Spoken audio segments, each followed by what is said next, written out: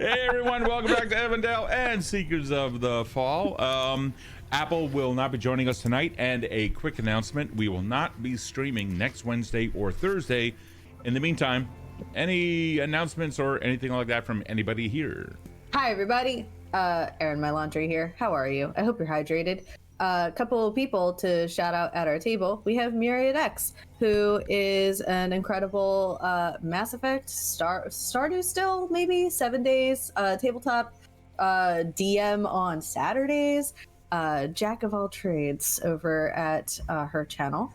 And we've got ROFL Iron Chef, who hasn't been streaming recently, but probably will one day, I hope, who's a fantastic cook. And then me, Erin, my laundry. And AGC, Ain't Got Crit. If you like just a bunch of nerdy punks being nerdy punks, fucking around and finding out a la dice rolls, then Ain't Got Crit is where you want to be. And if you are a tabletop nerd in or adjacent to the industry in any capacity, come and join us at the TTRPG Collective. It's free. It's a Discord server. It's really fucking cool. And that is it for the announcements. Upon waking the next morning, a couple of surprises. Eldrin and his wounds have not entirely healed. He politely explains that sometimes this happens, and he mutters something about something 3,000 years ago, but doesn't really go into it and promptly passes back out. You can easily see he's not feeling well, but he's also humming with a kind of primal energy. Meanwhile, Frenell, Apple's character, having planted the seed and done, or the tree grew, right? Stuff was coming out. Thank you. Yes, I'm sorry. Also, the same primal energy seems to have overtaken your druid. Not exactly knocking them unconscious, but instead putting them into a distant state. That kind of almost a fugue-like state prevents them from coming in, but prevents them from joining you. But you do realize that you do have Tor'Dil, the new character here, who has been in this area and can assist you. The mission must continue. Regain the crown, bring it back to the society, and hopefully everything will go off just fine. Any questions, comments, or concerns? Well, no, I've learned not to ask about concerns now. Any questions or... Nope, never mind. All right. You guys ready? Mom, pick me up. I'm scared. Okay. You guys are going to be starting off on the right side of the map. Here we go. The camp set in front of you.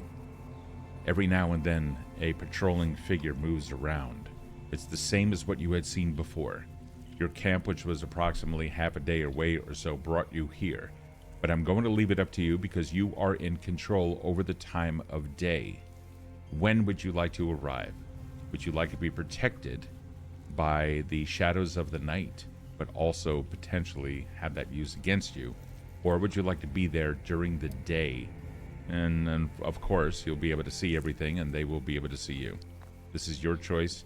Take it over before you move out. Really, really quickly. I'm so sorry. Foundry is being weird for me. Okay. I can't see any of the map. All I can see is the tokens moving around on a gray feet, basically. For some reason it's not loading on your side? Yeah, it's not fully loading. I can just see the tokens and the light sources. That's okay. pretty much I'm it. going to push it out to your... what browser are you using? I'm in Chrome. Try Firefox. Chrome has that problem. Okay. I have not had that problem before. It's just updated. So there may be changes within Foundry. Mm-hmm. This is not the first time, unfortunately, we've had that problem with Chrome. Okay. Y'all go ahead. I will do that real quick. Sorry. Tess, I'm feeling much better today. I think I owe you an apology. No, Tor'Dil. I owe you an apology. Very well, I accept, but let's go. Okay. So, Hold on. What time are we leaving? Are we going now? I feel like we should be going at night. I have thoughts about this. The gray hour. So, right after the sun sets, there is a time where color is difficult to judge. It's probably the best time to attack. Oh, are there shadows to sneak, or can I am an unseen lizard folk, so can I benefit from the gray hour? There will be plenty of shadows. In fact, the most shadows, I would say. Yes. I'm okay with this. What about the rest of you? I think that it would be wise to attack when we can least be seen. So at the darkest part of night, then. Well, we don't want to give ourselves disadvantage in combat as well. So I was agreeing with the gray hour. The gray hour, then. I planned many ambushes like this. I think it's best. I would have us. Go ahead. Tess had something to say. Mm-hmm. Tess, did you have something to say? No. Well, Tor'Dil, you are new, so we all have to agree is how we operate. So, if Virve and Tess are okay with the gray hour, then you lead the way. Very well. I would plan 3 simultaneous attacks. Hopefully we can take off 3 of them silently. Let me draw for you.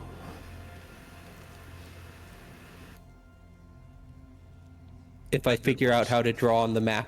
Oh, you don't have to. You can describe it. Okay. Do you see that one up to the north? The one by a chest. They seem to be off on their own, dozed. If we could grab them over the wall, that would be an easy, quick kill. We know there's one in the southwest corner as well, a bit away from the action, and we know there's a shadow nearby them. And then there's also one in the southeast corner. We know. We can't see them at the moment, but they're behind the wall. Now, if we could time these 3 kills such that the moving sentries wouldn't be alerted, then we could take out the moving sentry shortly thereafter without alerting the spellcasters. I think this would give us the best chance. It will require coordination, though. That assumes we're all really good at being stealthy and murdery. Is this something... I don't know enough about you, Virve. Is this something that you are skilled at? I can move through shadow pretty well and be sneaky, but actual combat, any sort of melee, might be a little hard for me. I do have a couple of spells that might prove useful. I have sleep, which I could affect a certain number of people in an area. So if Brilliant. That changes all the odds in our favor. How many do you think you could? so it is within 5 feet of each other. So if there's any people grouped up, I can get a group of people. Here's an idea, going off of the rudimentary drawing in the sand that Tor'Dil has created for us. So the one on the north by the chest also has those people near enough. If we can, and one, I'm looking over there and I see one of them seems to be walking back and forth close. If we can time it, we can maybe get 3. And if you would like, because I am very sneaky, hopefully, you can pair up with me and we can work together. And then Tess, I think, I don't want to speak for you, but I think you are also incredibly effective with your cat-like reflexes and your hands. So perhaps you can team up with Tor'Dil and get another one. Aye. And Aldred, you are just very big and very strong, and I think that in this circumstance without Frenell, you be the one to go just alone temporarily, and then we meet back up very quickly. I worry that by doing this, we're going to spread ourselves too thin. Tor'Dil, if these spellcasters are as powerful as you say they are, and I've been in enough encounters, I know that no plan works past the first second. Those spellcasters catch wind of us and we're spread far apart from each other. They can easily pick us off one by one, just as easily as we're trying to do it to them. Should we try to take the spellcasters out with the sleep spell first? Ooh. There's an idea. Can you get the two by the fire and the one just to the north of them? I could definitely get the two. I'm fairly certain that's a 5-foot burst, I think. Would probably hit those two, but I'm not sure about the one to the north. I don't think I would be able to. We could get the wandering one, the one that keeps going back to the fire. Yeah. He's dangerous, but he's not a spellcaster, I don't believe. He doesn't look The like one one by of the the ones chest that you is know a are... noble of some sort. He doesn't a look- commander. He doesn't look like one of the ones that was a spellcaster, as far as you know. Mm-hmm. So, at least if we time it with the spellcasters in mind, we can maybe time it to get a third, but that's not it's not totally necessary. Just a thought. I do appreciate, though, Tess's argument about spreading ourselves thin, especially considering I have not been very sneaky all the time. There's sense in it. There's a lot of sense. The problem would be if they woke up. What could wake them? A loud cry? Would that wake them? Oh yes, how does the spell end? Is it a concentration thing? Must you concentrate for the whole time? So, if they're unconscious, they're unconscious. It depends on how effective the spell is. Normally, they will just fall unconscious for a minute, and then they will just wake up. And then if they let's say if they critically fail, the creature it takes them like about an hour to wake up. That's plenty of time, I think. Aldred, as Tess's first mate, I would imagine you see holes in certain plans that Tess may miss. No offense, Tess. Do you see anything wrong with the plan of attack here? Yes. But no plan is without holes. So I think that we're doing all that we can with this. Yeah, I think Tess actually is onto something. We could attack fully from the east, take out 2 at once, get 3 down with the spell, and then it'll be, 5 on 4, at least for a bit of time. It's doable, especially because I do need to be within 30 feet though to cast the spell. So could we? I like that come from the east idea. Could we all, as a team, circle around Virve to protect her to get up to 30 feet? And if possible, I could break away just enough to flank. If I flank, I get very, very precise. And yes. I'm sorry. I thought you were done. No. But this way, we're all one unit. That's it. I think I have a plan. Yes. Okay. They're not grouped up yet, but they will be. We kill one, we leave the body in plain sight. They'll come around this corner here into our arms. We'll take them at the blind corner. Just one death, visible enough that they'll send him out. Then we can think about flanking. Then we can send you in, Zora, and you and Virve to take out clumps of them. It's a much safer plan than trying to eliminate many at once. It takes into account. Well, it's more in line with Tessa's thinking. It'll be easier to defend ourselves if we're together. Wasn't there one in... Something to keep in mind as you all are, I'm assuming that you are now outside of the camp, though the map shows that your tokens are next to it. Mm-hmm. All of you are wearing your armor except for Tor'Dil. So as a reminder from last one, there's a chest that, Tor'Dil, you remember your stuff being loaded into. That chest is in the middle of that object in the upper right. Or in front of you. I remember that chest. Yeah, I want to point that one out for you. I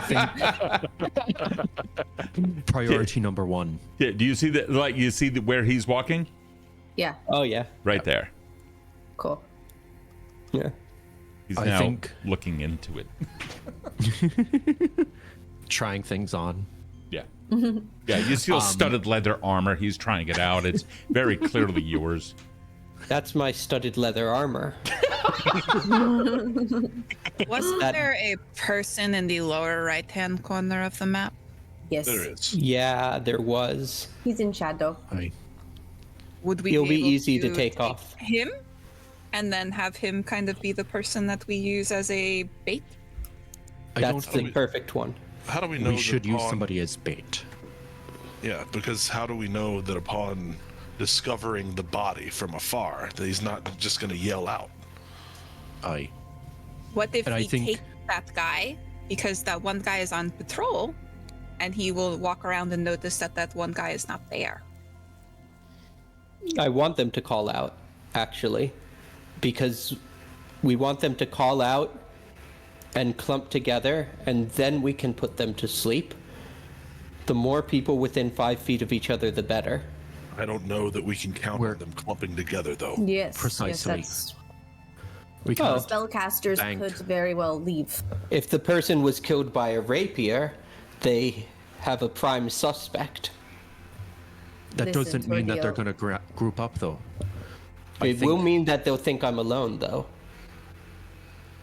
I appreciate you wanting to stick your neck out for the benefit of the group, but I really think Tess is onto something with having Virve cast the spell first, and then as long as we are within distance of each other, we can do this together.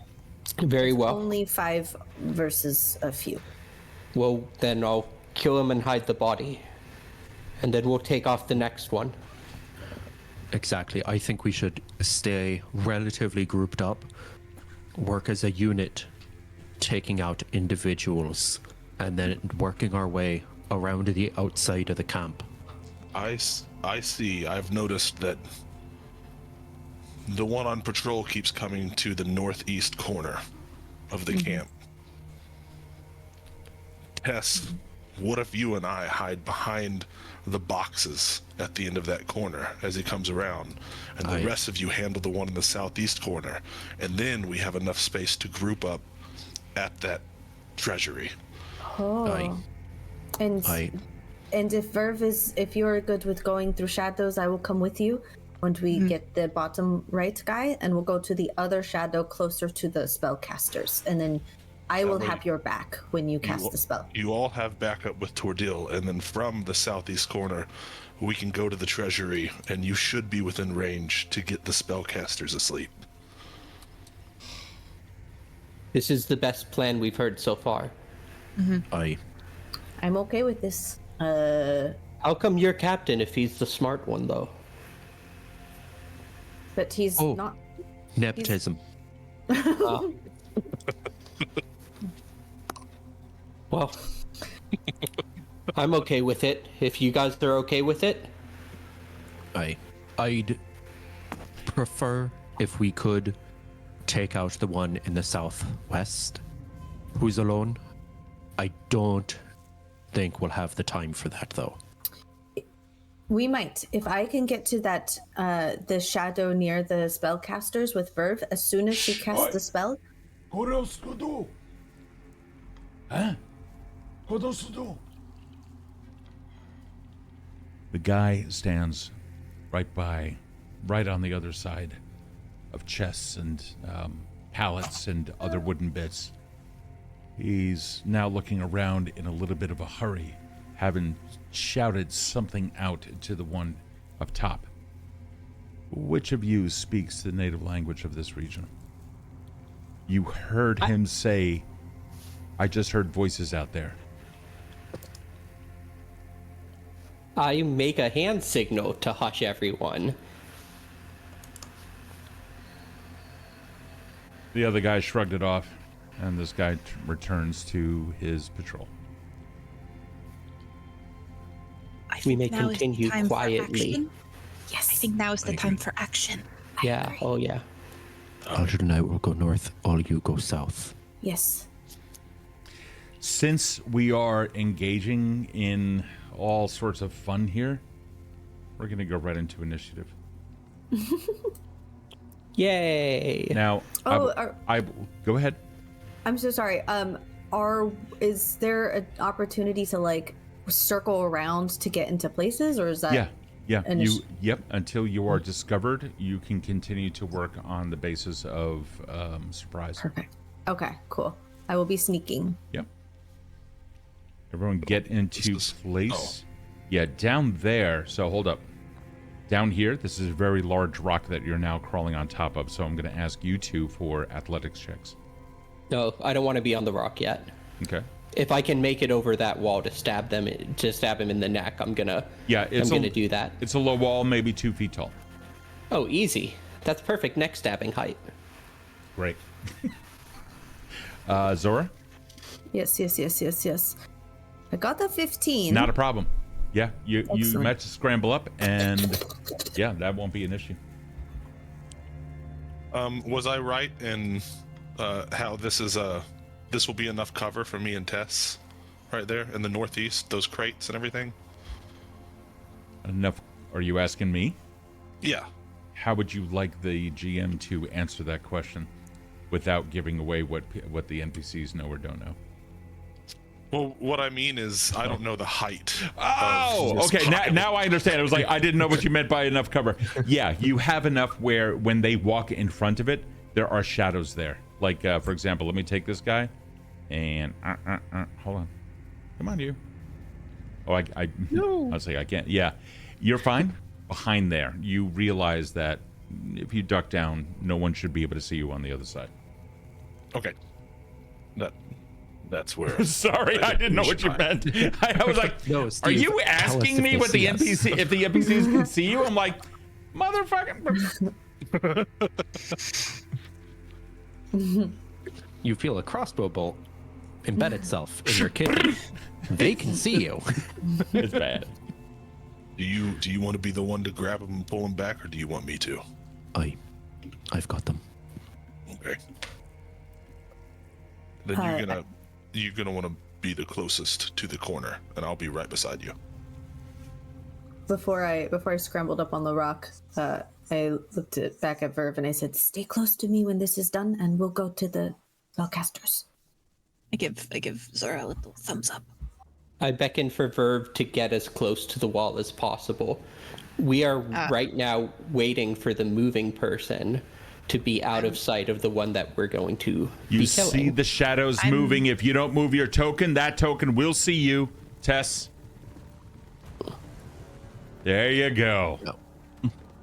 Okay, I'm going to strike right now. Can you pause the movement of the characters? Nope. Hold on. Damn. Wait 1 second. And let's roll it all.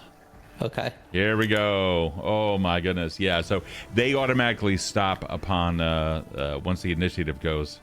So cool. Now, here's the way it's going to work with all of them now rolled. There we go. Here's the results. Well, you guys can pull up the encounter tracker yourself. And remember, you can right-click on the cross swords and come up with the encounter tracker yourself.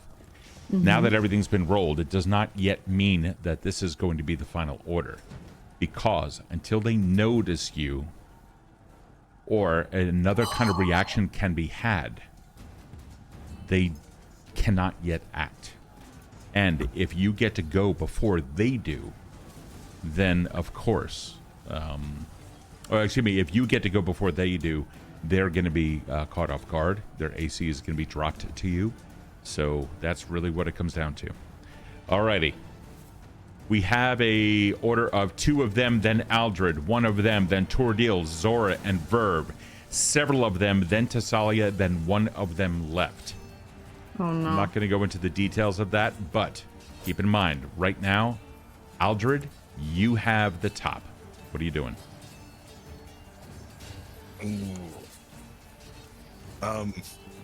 Did we see where he ended up behind these crates? If you can see him on the map, then you can see him on the map. Oh, I wasn't. Okay. Yep, I can't see him. There you go. Tess said that she was going to take the lead on this, so I'm going to wait for her. Okay, you got it. They continue doing what they're doing. Tor'Dil, you're next, and then Zora, you're on deck. Tor'Dil already has his rapier out, glinting in the moonlight, and he sees the 2-foot wall, and he nimbly hops up on it. Give me a stealth check. Or actually, hold on. I'll roll your stealth. 1 second. Okay. Let's see where you're at on this. I just need to get him within rapier range. So I understand that, but I need to find out whether or not he can hear you coming. Never. Okay, we'll see. Hold on. Let me roll your stealth. I here. can tell you're afraid of my prowess here. That's that. Now I have to roll his perception. Yes, and roll his life next.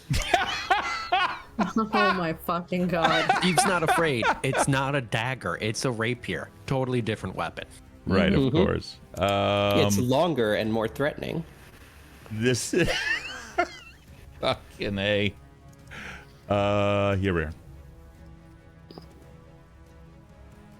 Oh, okay.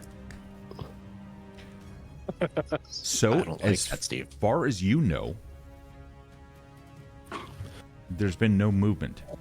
Zora, from on the rock, you can barely see the top of their head, and there is a little bit of moving around. Tor'Dil, the world is yours. Before I do anything, I have devised a stratagem. And in doing so... We don't know what I your have- inner monologue is. Are you going to tell us? Devising a stratagem is actually a skill. I'm Oh going shit, to I'm an assess... asshole. Okay. Yeah, no, it's okay. I'm assessing his weaknesses in combat, Okay. and I'm gonna roll a d20. Oh, that's And awesome. later in the round, if I strike them, it gives me some advantages. Fantastic. For example, I could use that roll instead of the strike. So I'm just gonna give you a flat d20 now, Okay. unless this does it. Think. That's so cool. Oh boy. Oh, that's such a cool Whoa. animation. That was so fun. So, Aha! what we I have- see that you are not immune to rapiers. And I don't actually say that, obviously, because it would... That's fun. Sorry. That's okay. Let me just roll the d20. Okay. So I'm obviously not going to use a 10 for my strike. But I am going to Unless it's better attack... than your other one. Was it? I said unless it's better than your next roll. Yes. Right. I mean, I can. That's the joy of this move. I will be using the 10 as my strike because I rolled a 6. So the question is, does a 23 hit? Describe your attack. I slit straight through the neck so that the blood will prevent his screams from reaching the ears of his comrades. So you have a rapier move, rapier piercing weapon. You end up running him right through the throat. However, it is not a critical attack. So it's gonna be a little bit odd. Go ahead and roll your damage. Let's find out what happens to him. Damage.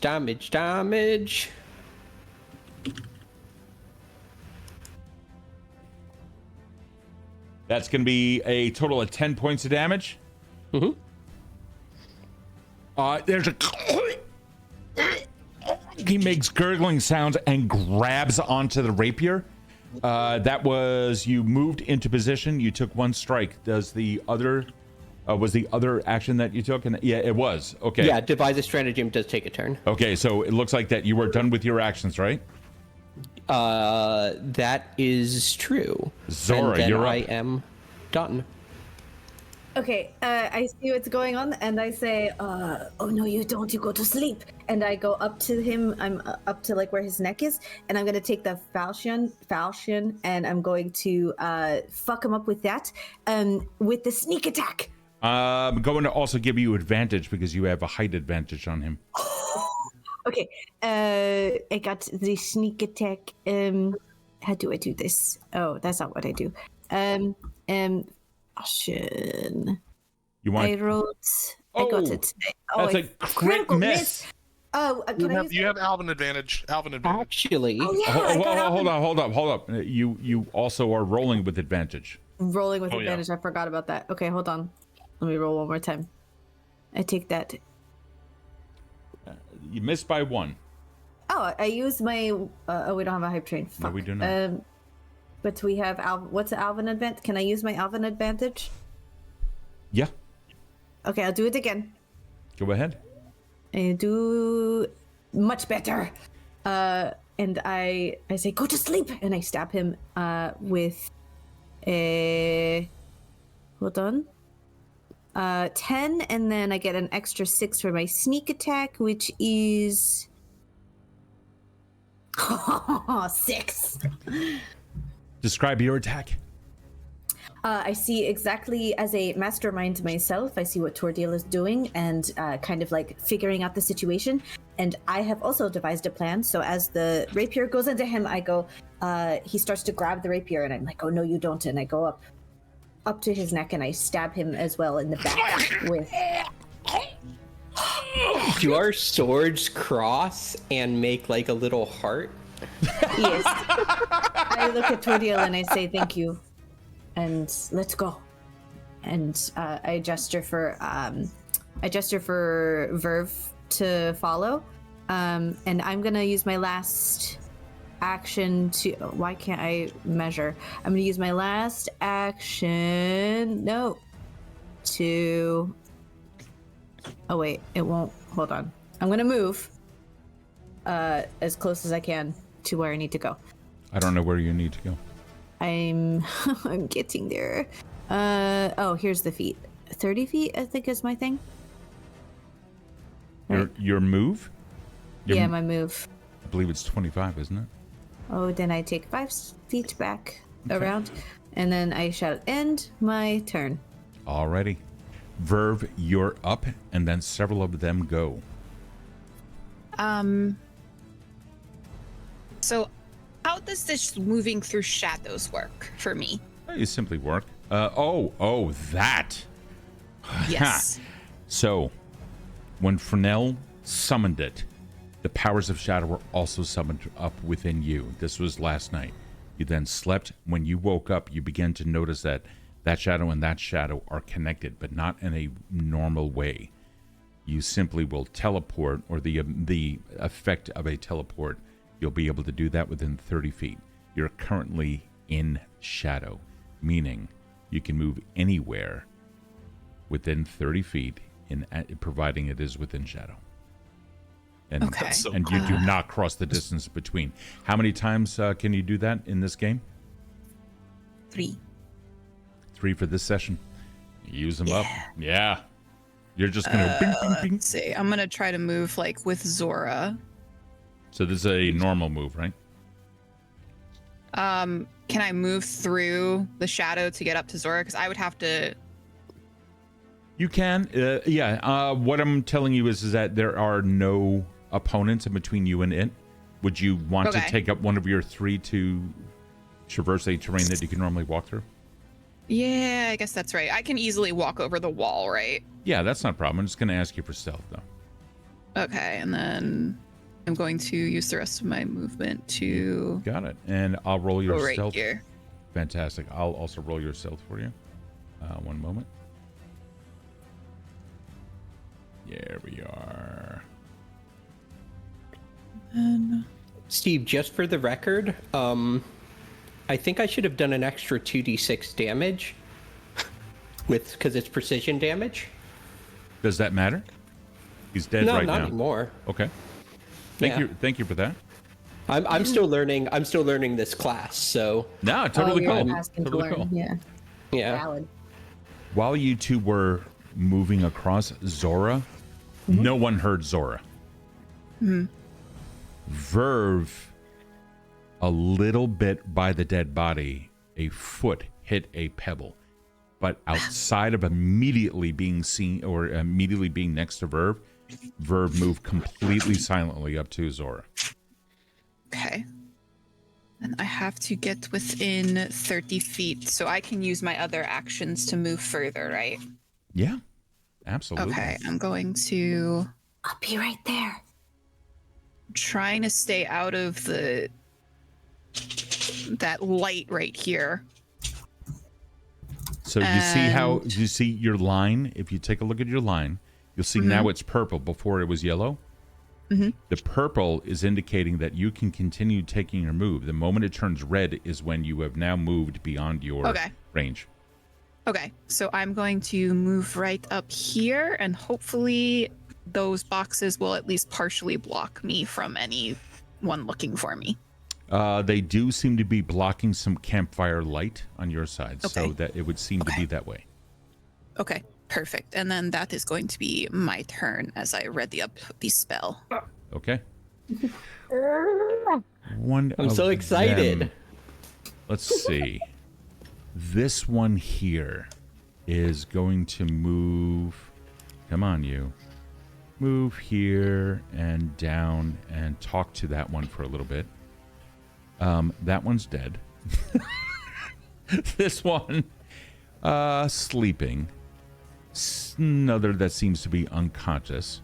The one of the ones around the fire shifts around a little bit and comes in a little bit close and shares some food.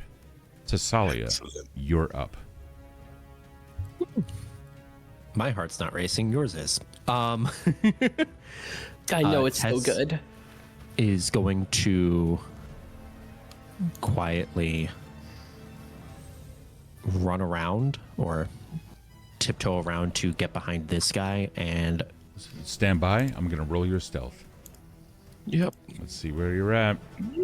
Okay. Oh boy. Are there any glasses of water nearby? Because you're a cat. Okay. One moment.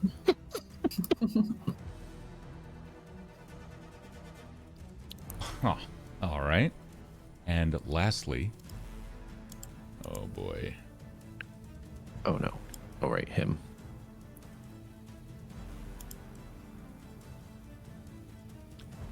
Thessalia, you move into place and none of them stir. Cool. I can't select this individual. You just did. Oh. Weird. Okay. It's not showing on my end. Sorry about that. Hold on. He's not currently targeted by you. You just did it. Yep. Now it's targeted by you. Weird. Okay. Well. Are the targets not showing on your side? No. The animation isn't playing, not for mine either, but I can see in the encounters that we're targeting him. Copy. Okay. Thank you. Then I'll check that out later. But yeah, you are currently targeting him. In fact, Chris Okay. is as well. Aldred is as well.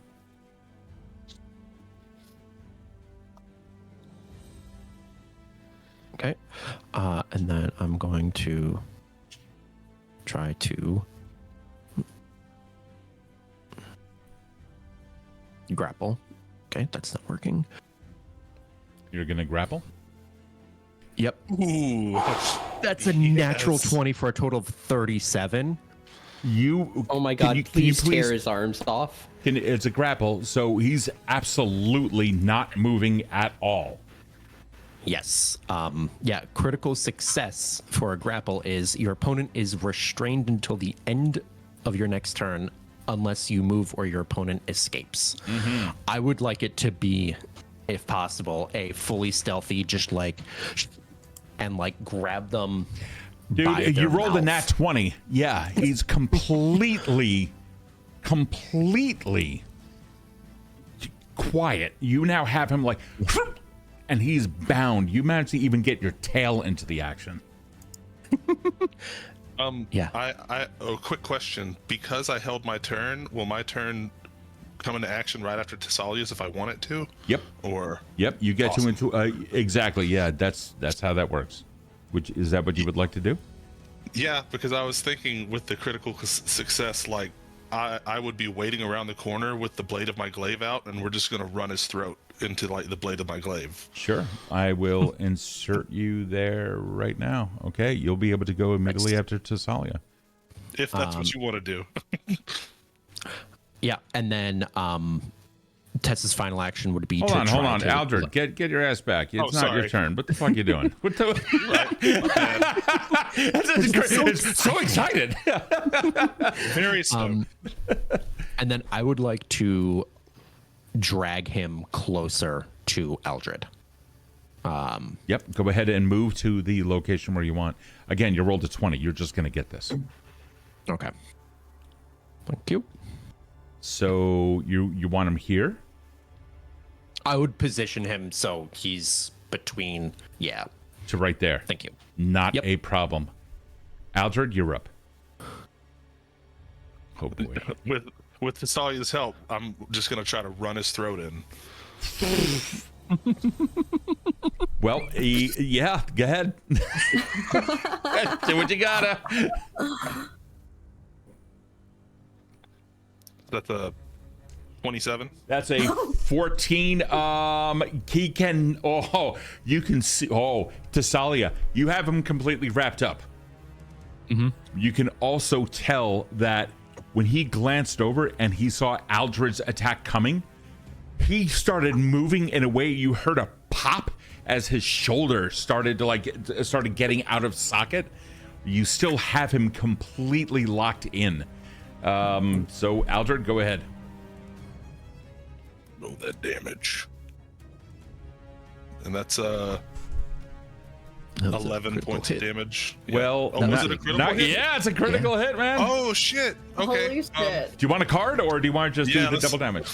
I love the cards. Let's do the cards. You got it. All right, let's find out what it is. What kind of damage are you doing? I was piercing his throat with the glaive. Were you piercing That's what his- I was going for. Okay. That's yeah. Are you sure? Do slashing. Slashing. Then Slashing? sure. Are you sure?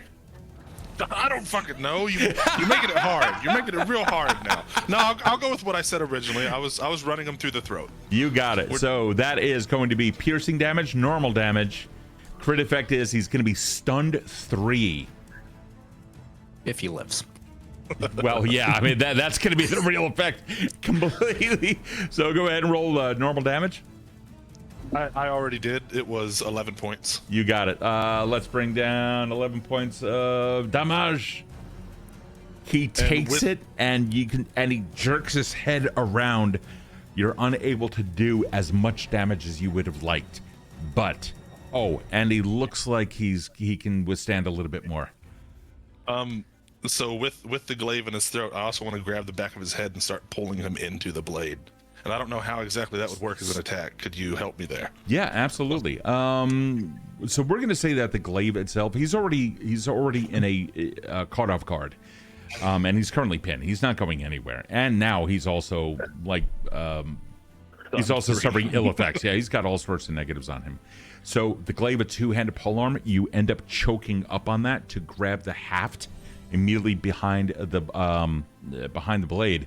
You grab it and start running him through. So just do a normal attack with advantage. Awesome.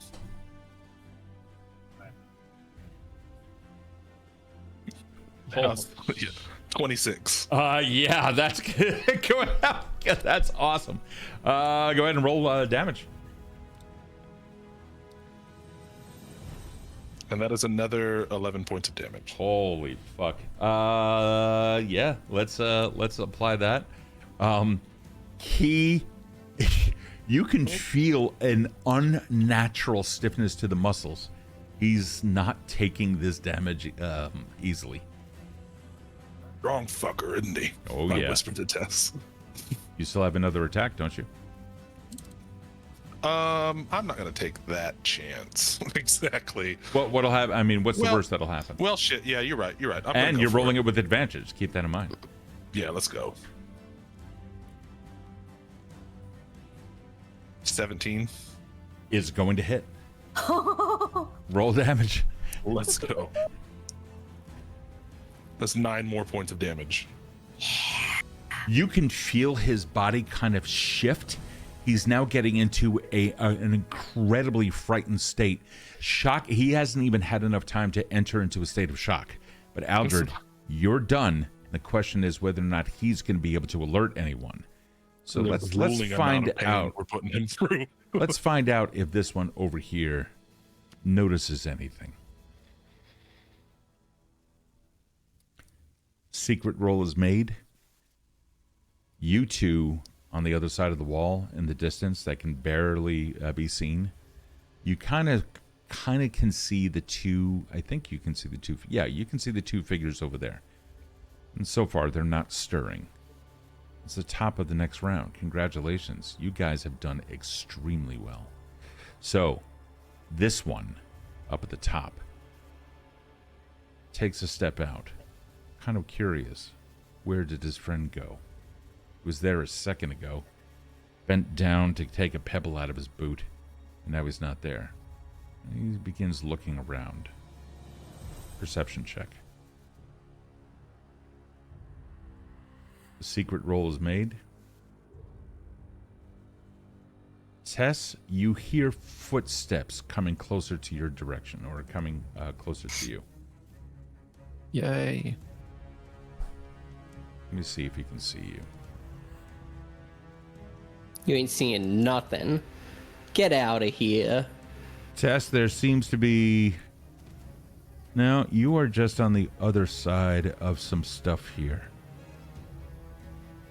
He's looking down at the ground. It looks like his concentration is mainly there, and you had moved so stealthily, he's not even able to pick up any tracks, at least not that you're able to see. With that, he's going to take his other action and kind of hang out around here now. He's done.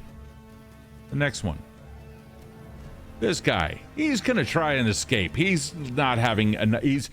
Again, another pop shoulder. You see him beginning to drop all of his weight. Blood is completely smeared down his body. Let's find out. Isn't he stunned? What's that? 3.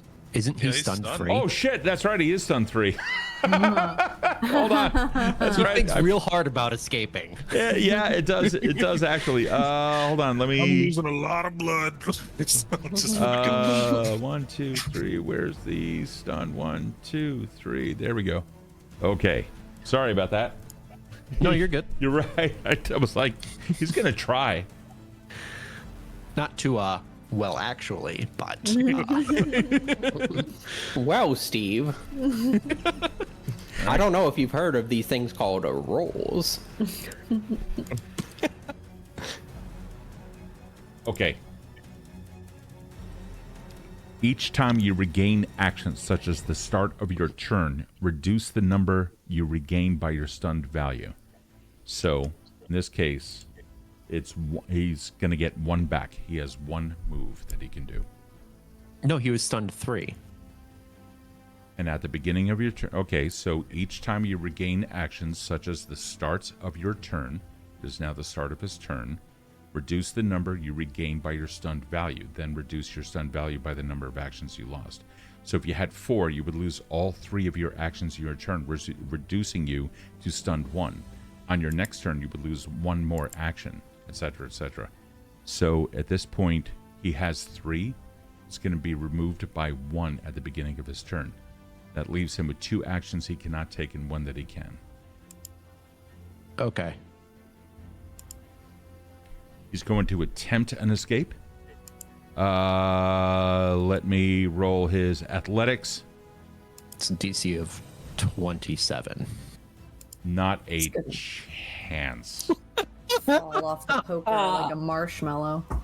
Oh, you rip his soul from his body and laugh. But I don't Yeah, because we're it's being not. stealthy. Yeah, he tries to simply drop his weight and become dead weight. Unfortunately for him, it simply does not work. You continue to muffle all of his actions. The other one around the fire seems to be nodding off. Tor'Dil, you're up. And then Zora, As you're on much deck. as Tor'Dil would love to get his hands on some armor. Oh, Crazy is saying, now reduce the action, so -3. Then the stun goes to, hold on. Yeah, so he That's how doesn't I even was have that. reading it. Yeah, you are correct. Yeah, You and Crazy I are think correct. Dan.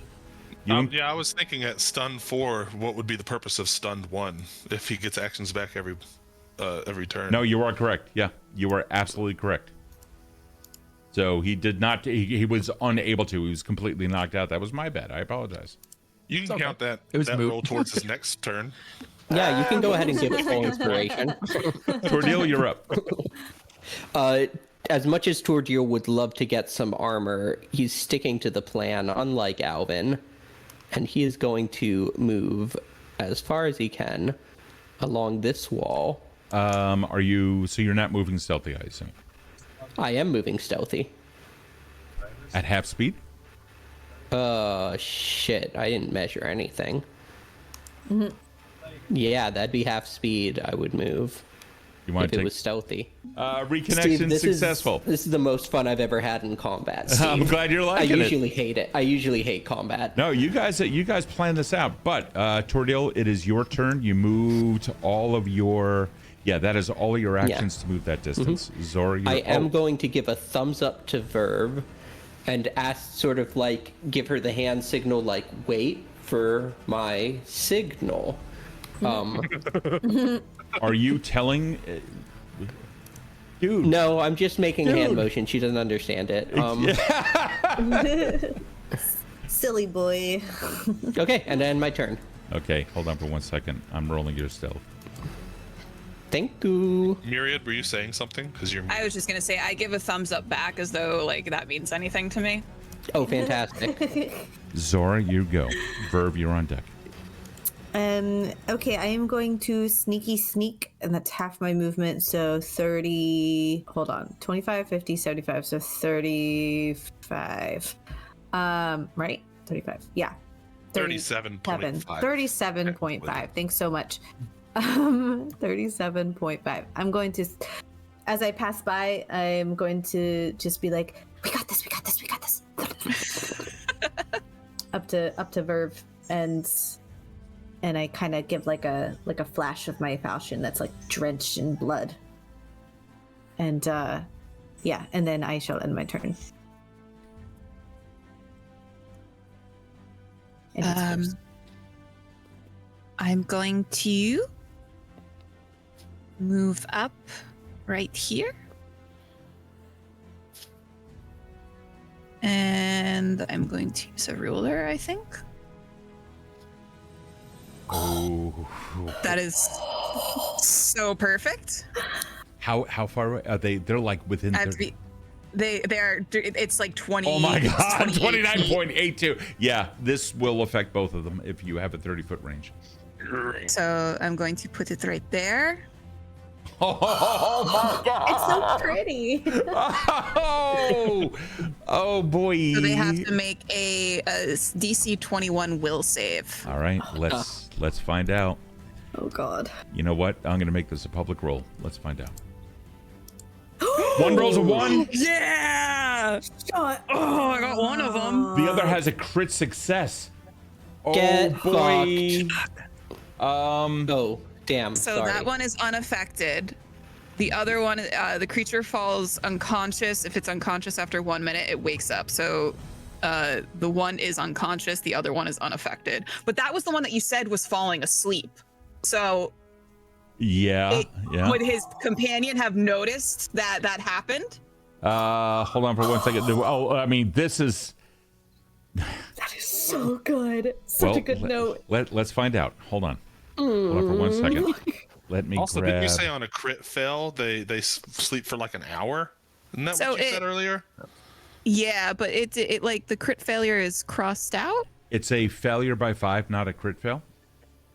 Okay. The other has a crit success. So I'm going to say that crit success, I mean, obviously it's not going to affect them. Period, in the story. However, they don't know what the fuck just happened. So we will find out how they react on their turn. Okay. I'm going to. After that, I'm going to turn to Zora and Tor'Dil and kind of give a. That was awesome. I literally just I'm shaking. I'm very stressed out. That's all I can do. So I'm going to pass my turn. Let's find out if any of them realize what just happened. I'm so stressed out. No No. chance. Tor'Dil? No. Steve? No. Now it's this one. Let's find out. So, we're going to roll perception. See how well they do, if at all.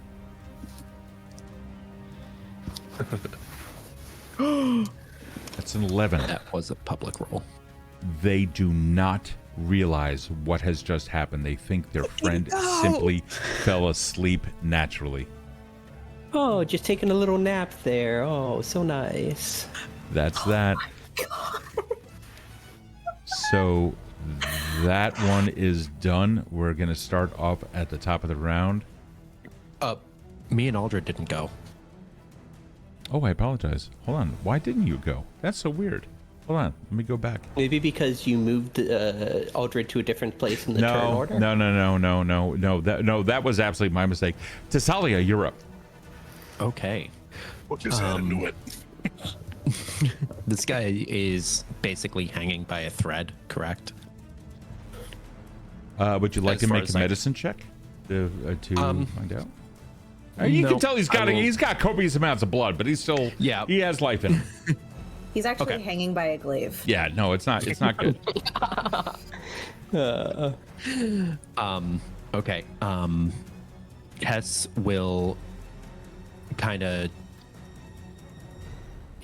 Tess will enter into her stoked flame stance. Okay. Kind of like shunk her claws out. And then she will go to flurry of blows him. Am I still targeting him? Yeah. Crazy, by the way, a crit, a nat 1 and a nat 20. That's an automatic critical fail and a critical 20. So yeah, we are or a critical hit. We do use that. So that guy would have critically failed then, because he rolled a nat 1. I'm sorry, which one? The one that's already asleep, he had rolled a nat 1. Oh Yeah, my god, he did did. roll a nat 1. Yes, Yeah. that is a crit So- failure. You are correct. You are correct. He's Damn asleep it. for So I sincerely apologize. Sleep has the incapacitation trait. Yes. So if it's up against a creature of a higher level than us, it is treated as one step higher. Yes, that was more of my point. But Tess makes a flurry of blows, hit on the first one, critical miss on the second one, re-rolling that with a hero point to turn that into a hit. Yes. With a 24 and a 19 respectively. Oh my god, yes. So that's gonna do some damage. That is all right. So that is a total of 16 points of slashing damage. Your claws bite in deep and rip his throat out. Awesome. That's exactly what I was thinking. And then she will use her third action to gently kind of nestle him up against the crate so he's as out of sight as possible. We're going to say that gravity does that naturally for you, enabling you Okay. to take one more action. Tess is going to position herself a little bit further out of sight, Okay. catch Aldred's attention, and just one over there All right. to indicate that there's the one. And that's my turn. Absolutely. Now, the one that you were talking about is the one that almost saw us a while ago. Okay. The person in front of you, you notice, several things about them. When they landed, they had a good amount of stuff on them, including some arrows. Looks like that they have a composite shortbow with their hip as well, a climbing kit, boots that look really fucking sweet, a sap, a short sword, a torch, and some other items inside of a pouch. You are able to search that on your turn. Aldred, you're up. I will look at that real quick, and actually I will save that for later. So I think for now I'm going to position myself to where I'm like further out of sight as well, and then I'm going to start making my way to the southeast corner, because Aldred said we'll meet at the little treasury thing, and that's where he thinks everything is still happening. So Okay, you got it. I can't fucking math today, Jesus. You got this, Aldred. I'm coming over here, and I think that's my movement, I'm pretty sure. Nothing there. This one, I do not think that she's going to see anything unusual here. I really don't. I'm pretty positive that this one is still looking around, the one up top. There's kind of a concern. He's moving. You can hear footsteps. His friend hasn't yet returned and moves down, begins looking around, but no one can actually see him. Still, no alarm raised. Those that are sleeping continue to sleep. That one is out. Tor'Dil, you're up, and then Zora, you're on deck. Tor'Dil sticks to the plan, and he is going to very stealthily. So I get right up next to Virve. Okay. That's I going am to be the going end of your to turn. devise... Do I have any turns left? No, you moved Or all. did I just spend it all on movement? Zora, you're up. Verve, you're on deck. I look at Virve as if trying to figure out what she's going to do next, and I just take a hunch. I act on a hunch. I am going to pick up... I think my hunter's bow is broken. I'm going to pick up my crossbow, my hand crossbow, and I'm going to shoot at the spellcaster, because the last I heard, we shoot the spellcasters. Okay. Strike. Oh, okay. Bolts. I strike once, I strike twice. Critical hit. Fucking And God. Fuck yes! holy shit. Oh. You all right, so my that God. do you want a critical hit card? Yes. Let's do Annihilate. Yes. Annihilate them. Yes. it. Yes, let's Okay. fucking do it. All right, you got it. This is piercing. It is piercing damage, normal damage, but the target is deafened until healed. And So I let me shall apply roll, that. There we go. Okay. I'll roll damage. Yeah, let's get our damage out there. And I roll damage again because I hit twice. That is 14 points of damage. So the first one goes through. The she like lets out a scream. The second one comes through and comes back, catches her breath. There's an immediate reaction, but the one next to her is fucking out still. I would, because I crit hit the one with the normal damage, I would like to inhibit her. I was aiming for her so that she couldn't speak in case she's a speaking spellcaster. I would have had you roll with disadvantage on that for like a called shot. Then never mind. I do what I do. Okay. And Sounds that's like fine. you shot him in the ear. Yeah, you yeah, you did. You did head damage. hear There's what like, she's saying. there's a Great. problem here. Okay, that's the end of my turn. And I look at Verve and I'm like, ugh. Yeah, that was okay. So that's that. Verve, you're up. I am going to cast slow on this spellcaster. Okay, let's do it. This is awesome. Holy shit. DC 21 Fortitude. Oh yeah, let's find out how that one works. Rolls a 13, rolls for a 19, fails by 2. It is slowed 1 for 1 minute. Holy shit. Oh, in this spellcasting economy? Okay. Oh, all right. And then I am going to... Can I I'm just unfamiliar with how this spell works in Pathfinder. Can I cast message even if I can't directly see someone? As long as they're within range, which is 120 feet, then you should be able to do that. Not an issue. I'm going to cast message to Aldred and say, one spellcaster is down, taking care of the other one. What? Aldred did not say shoot the spellcaster, by the way. Totally not the plan, but yeah. Virve continues to do the little thumbs up after every turn to her two companions near her, and will end her turn. Okay, you got it. Yeah, this one is like, you see her like, it's like she's moving very slow as well. Yeah, things are not going well for them. That one is, I'm just going to remove them out of combat. I think they have died. This one, oh, let's find out if they woke up due to a scream. No way. Huh? What?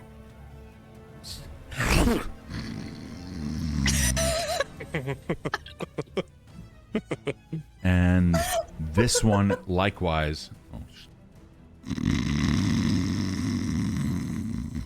Nothing. Holy shit. This is like Bramble and the Centipede. Thessalia, you're up. I cannot. Cool. Hey, I'm shaking. Tess very quietly starts to move.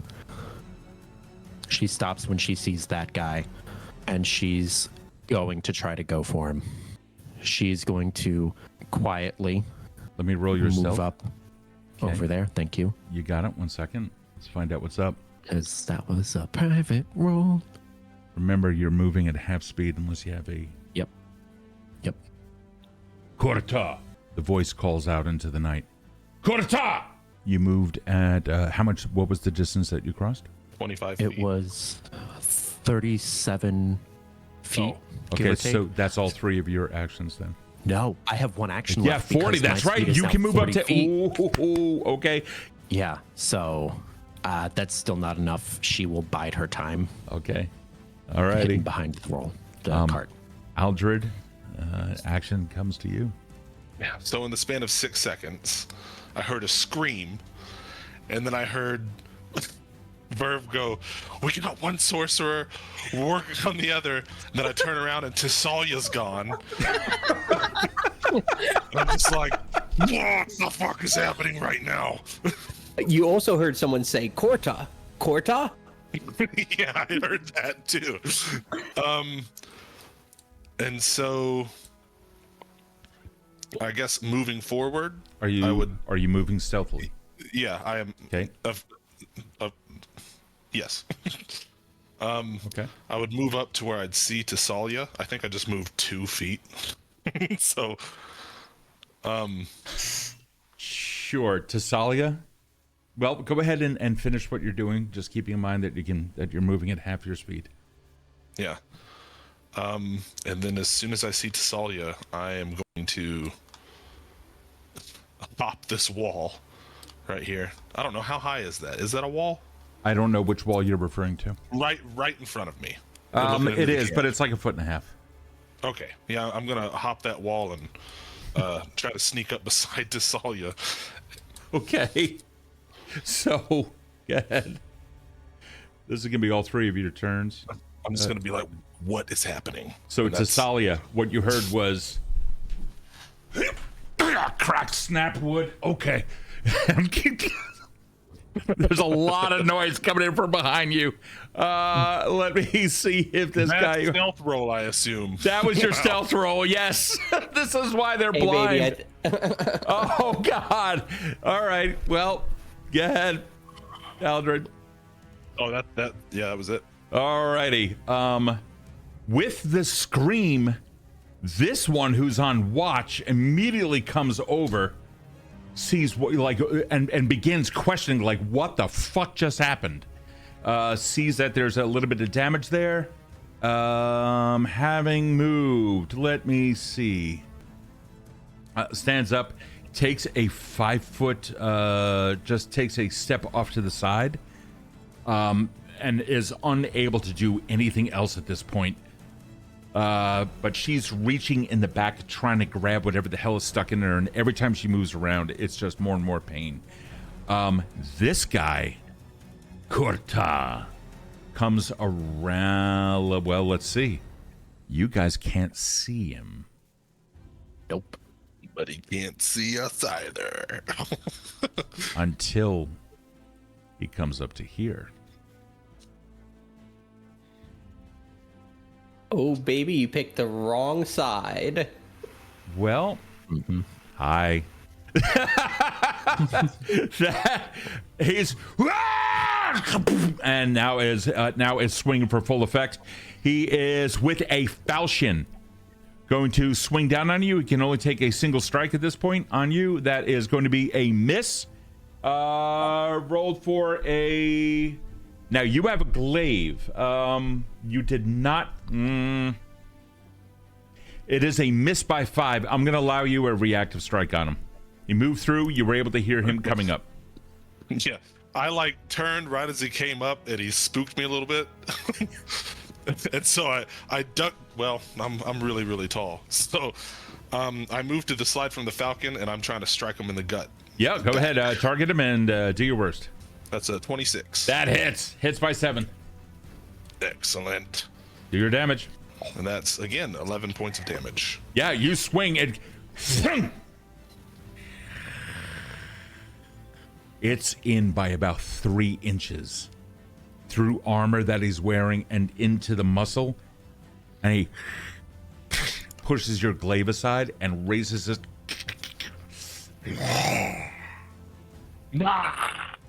Awesome. The sleeping one is still sleeping. Let's go on over down to Tor'Dil. There seems to be some action going on now. Things are getting hot. Well, Tor'Dil, actually, I have a question for you, Steve. So in 5e, if you attack an incapacitated opponent, you have the choice to do what's called a coup de grace, which is you automatically knock them down to a into dying. Into a dying state. Coup de grace do not exist in Pathfinder 2e. That's all I needed to know. I'm gonna confirm that. It was when it was a dying creature. So let me just confirm here. No, it's actually. I don't believe it is in remaster. But in this case, we're gonna say no. We're gonna stick with that for now. Okay. So is the one on the left who came running over, are they casting a spell? Looks like that they are moving their hands in an arcane-like fashion. Well, I'm gonna go ahead and just walk on right up and go ahead. You have and a wall. remove You have a wall directly in front of you. That's why you can't go. Yeah. Through it. Okay. I'm gonna go ahead and remove those hands. Okay, with a rapier. All right. Yeah. Pointy.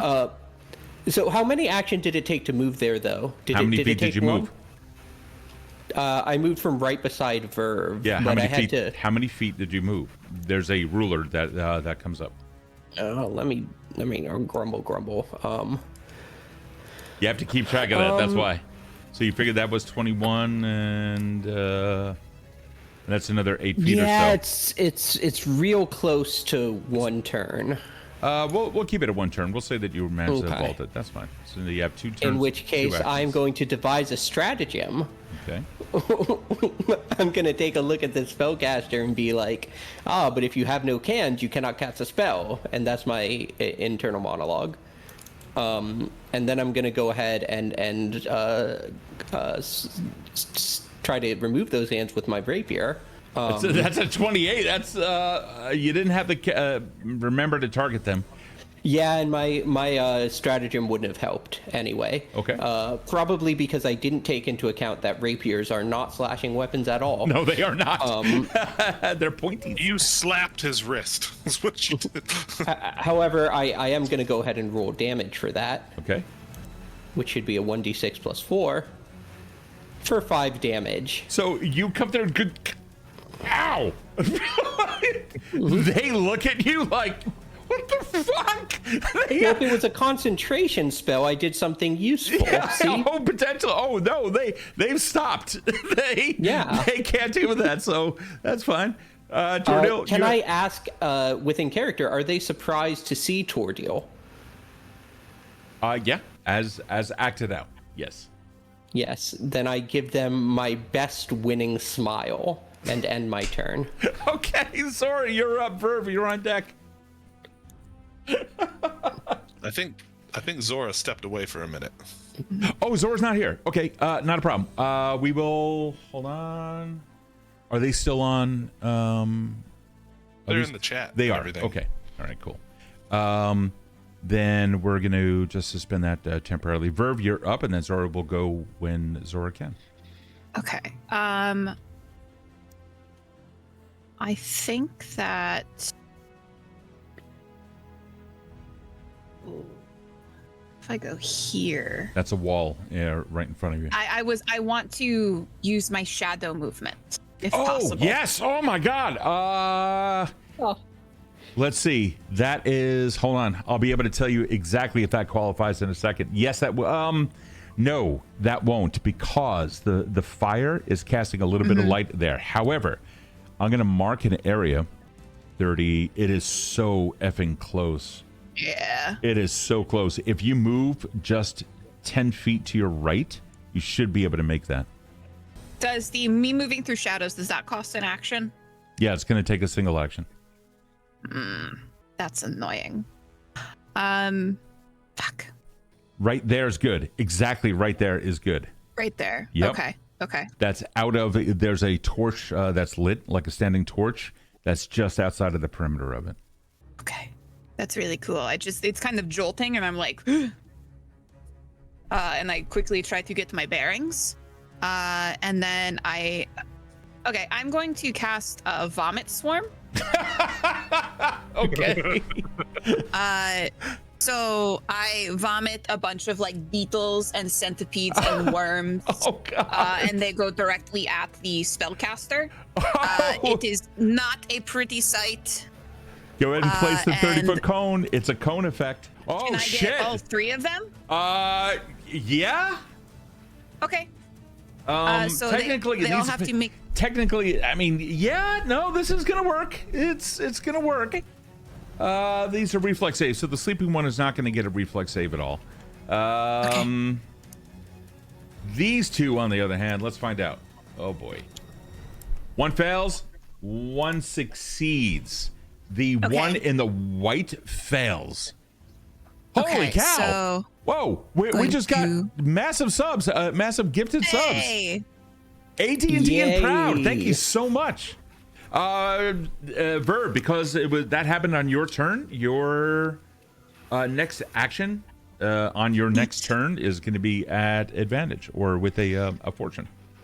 Okay, cool. So that's 10 points of damage for the ones who failed. Okay. And the ones who failed also become sickened. Wow. Okay.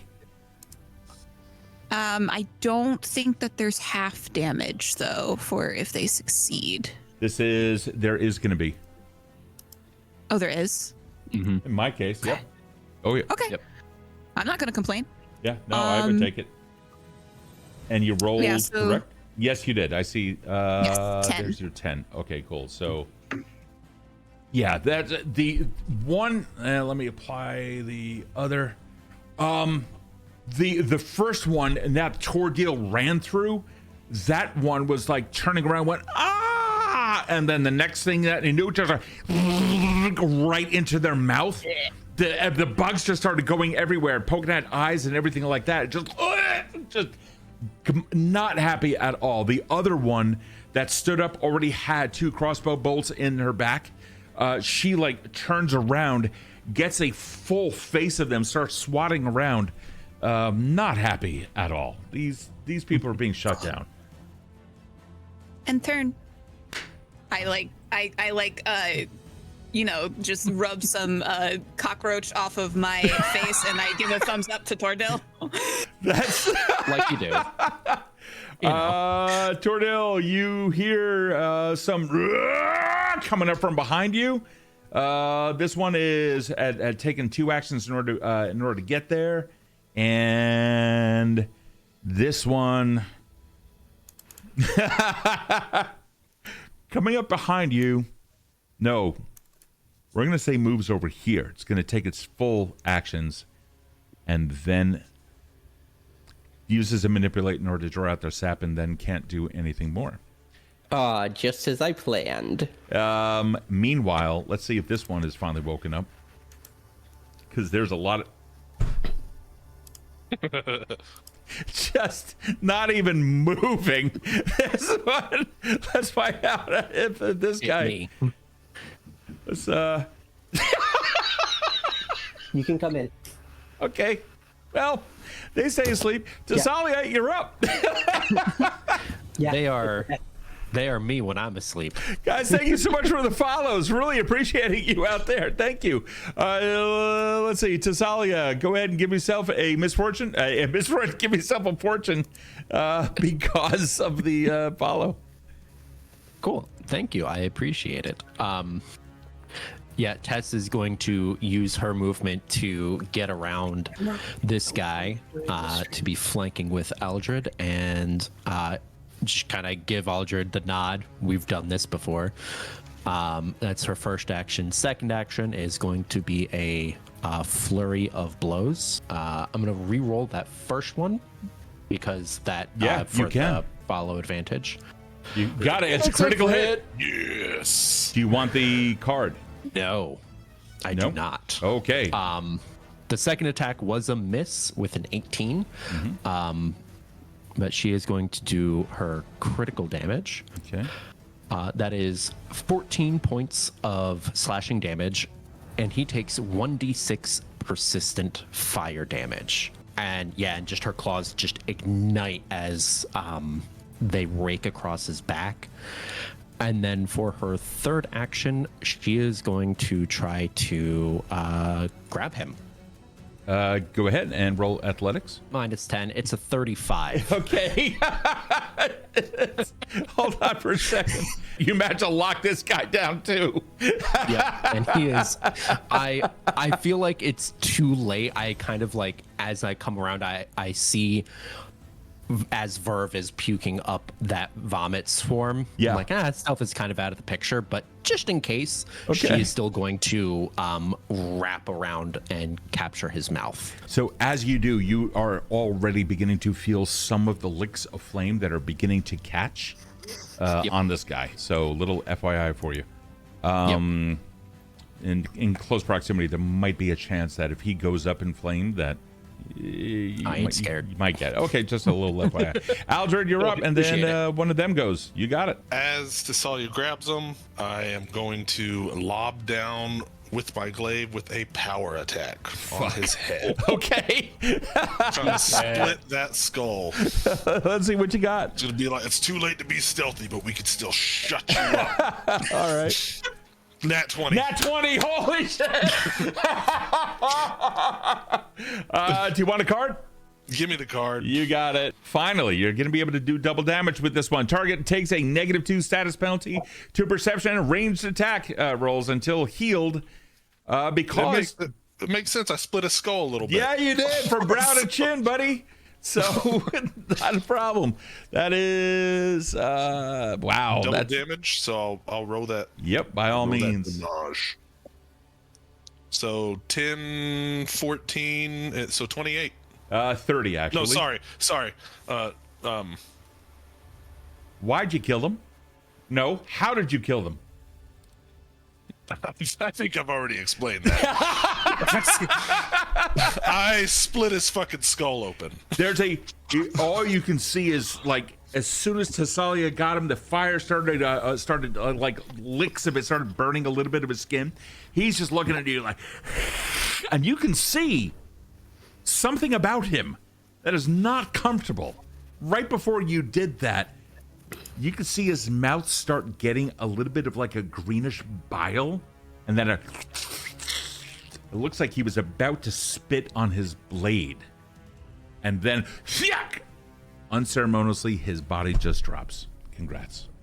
Yeah, I took it personally that my glaive didn't pierce his skin the first time, so Yeah. had to right that wrong. Yeah, I would say is so. Is it possible? Yeah. For me, as with one more action, because power attack takes 2 actions, is it possible for me to rub his bile on the end of my glaive with my action? Yes, it is. That would be an action to manipulate. So yes, you'll be able to do that. Just lubing up your glaive. Yeah, I want to use your own bullshit against your team. So as a little FYI, okay, I have the stats for what will happen. I'm ready for that whenever you are. And you are done, right? Yes. We are now going to go over to Zora, who is back and joining us. Okay, Zora took a little nap, and she's feeling much better. Only just 6 and seconds. so, was it only 6 seconds? Was it only one round? There was only 1 round, yeah. You Okay. didn't miss your turn yet. Can I get a crash course on what is going on? Absolute mayhem. So there was Tor'Dil rushed into battle, and after another one of them came over to find out like what the hell the scream was near the campfire, Tor'Dil came up and ran a rapier right through both of their hands, kind of pinning them together and preventing a casting, which had started to occur. Another one of them then came up and started flanking Tor'Dil, but only was able to, like, had no weapons on them and drew a sap. That ended their turn. On the other side of things, the sleeping people up to the north are apparently still sleeping. A couple of other people have died for a total of 3 so far.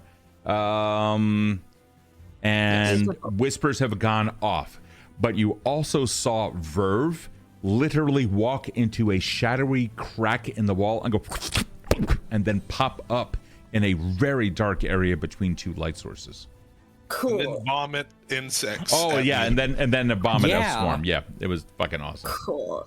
Zora says, "Damn, that's really fucking cool," as she notches another bolt in her hand bow or crossbow, and she's gonna shoot the spellcaster once with that.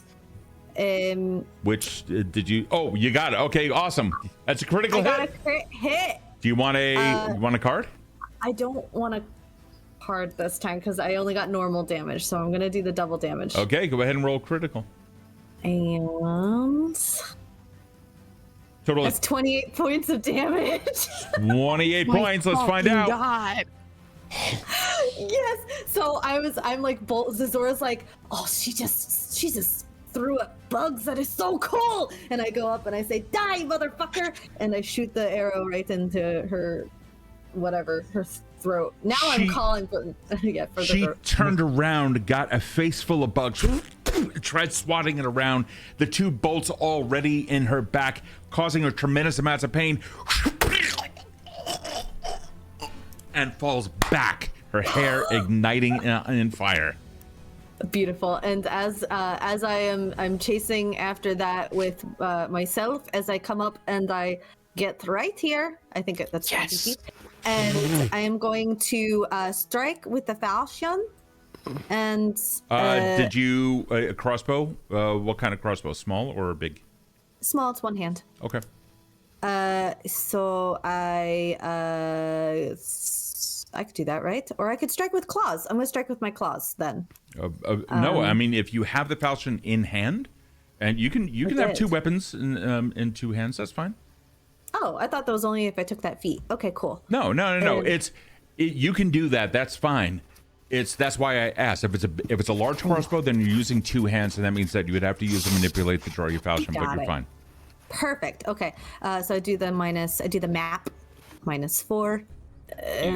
Do I get anything as a rogue from that? Let me put them off guard. Missed by 11, so you would have missed by 9. So it would not have been a critical miss. Okay, beautiful. I'll take that. And that, I guess that's the end of my turn. Alrighty. This one is now going to take a 5-foot step back and disengage from that action there. And oh boy. This one and casts a hand out, and all you see is like tendrils of black start coming out towards Tor'Dil. Tor'Dil, would you be so kind as to give me a basic fortitude? Oh, it's a basic fortitude save. You should be all right.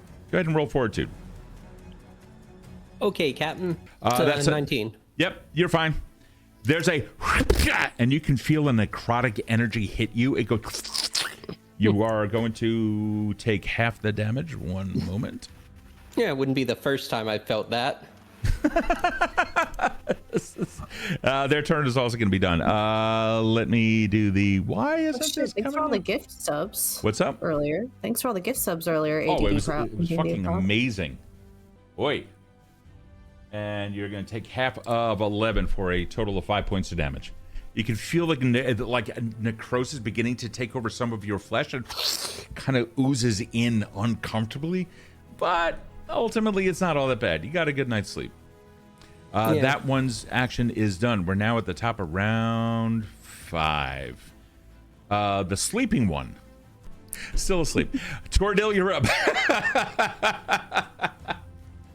I feel like Tor'Dil starts his turn by just like spitting out a single tooth that got loosened from the spell.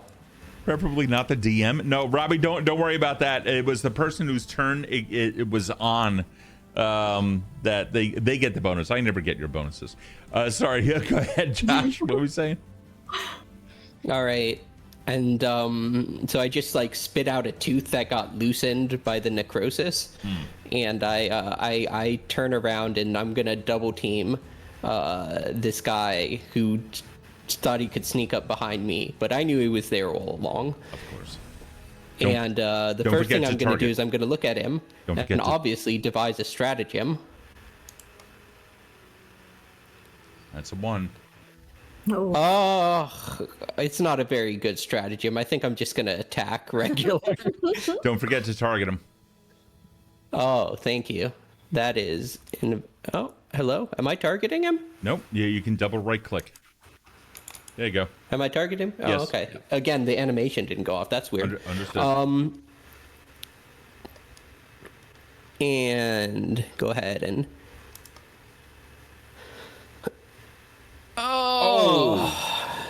So you rolled hit? a 2, but your plus 13 makes it a 15. You hit. Yeah. I told you guys I'm good with a rapier. Go ahead. Roll your damage. Roll that damage. So I if you've ever fenced, you know one of the coolest and most badass things you can do is you can get ready for a lunge, and then instead of moving forward in a regular lunge, you just drop the tip and just casually slide straight through the leg of your opponent.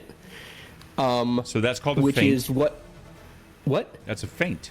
With a misleading flourish, you can leave an opponent unprepared for your real attack. You can attempt a deception check against your target's perception DC. Oh, cool. And now, if you succeed, your foe is fooled, but only momentarily. The target is flat-footed or caught off guard until the end, until the next melee attack, which they are already. So right now, there is no advantage to doing it. And if it is a critical success, you throw their defenses entirely off, and they remain off guard against melee attacks that you attempt against it until the end of your next turn. So even if it moves out of there, like they take a 5-foot step, breaking the flanking position, you would still gain that the advantage. So Okay. FYI, that's something that feint does.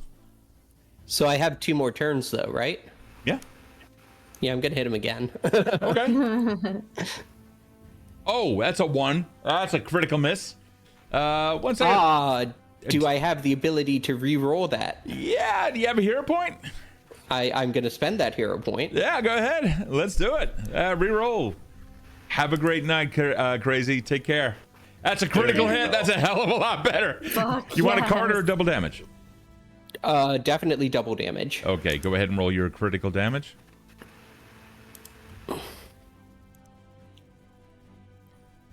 That's not bad. And that's not bad. Do 15 points of damage. So How did you do that? So one of the things you can do in fencing is after you do that little drop move, you can flick it up, and I think I'm gonna maybe overestimate my own strength and just send it straight up through the bottom of their skull, right up into their brain.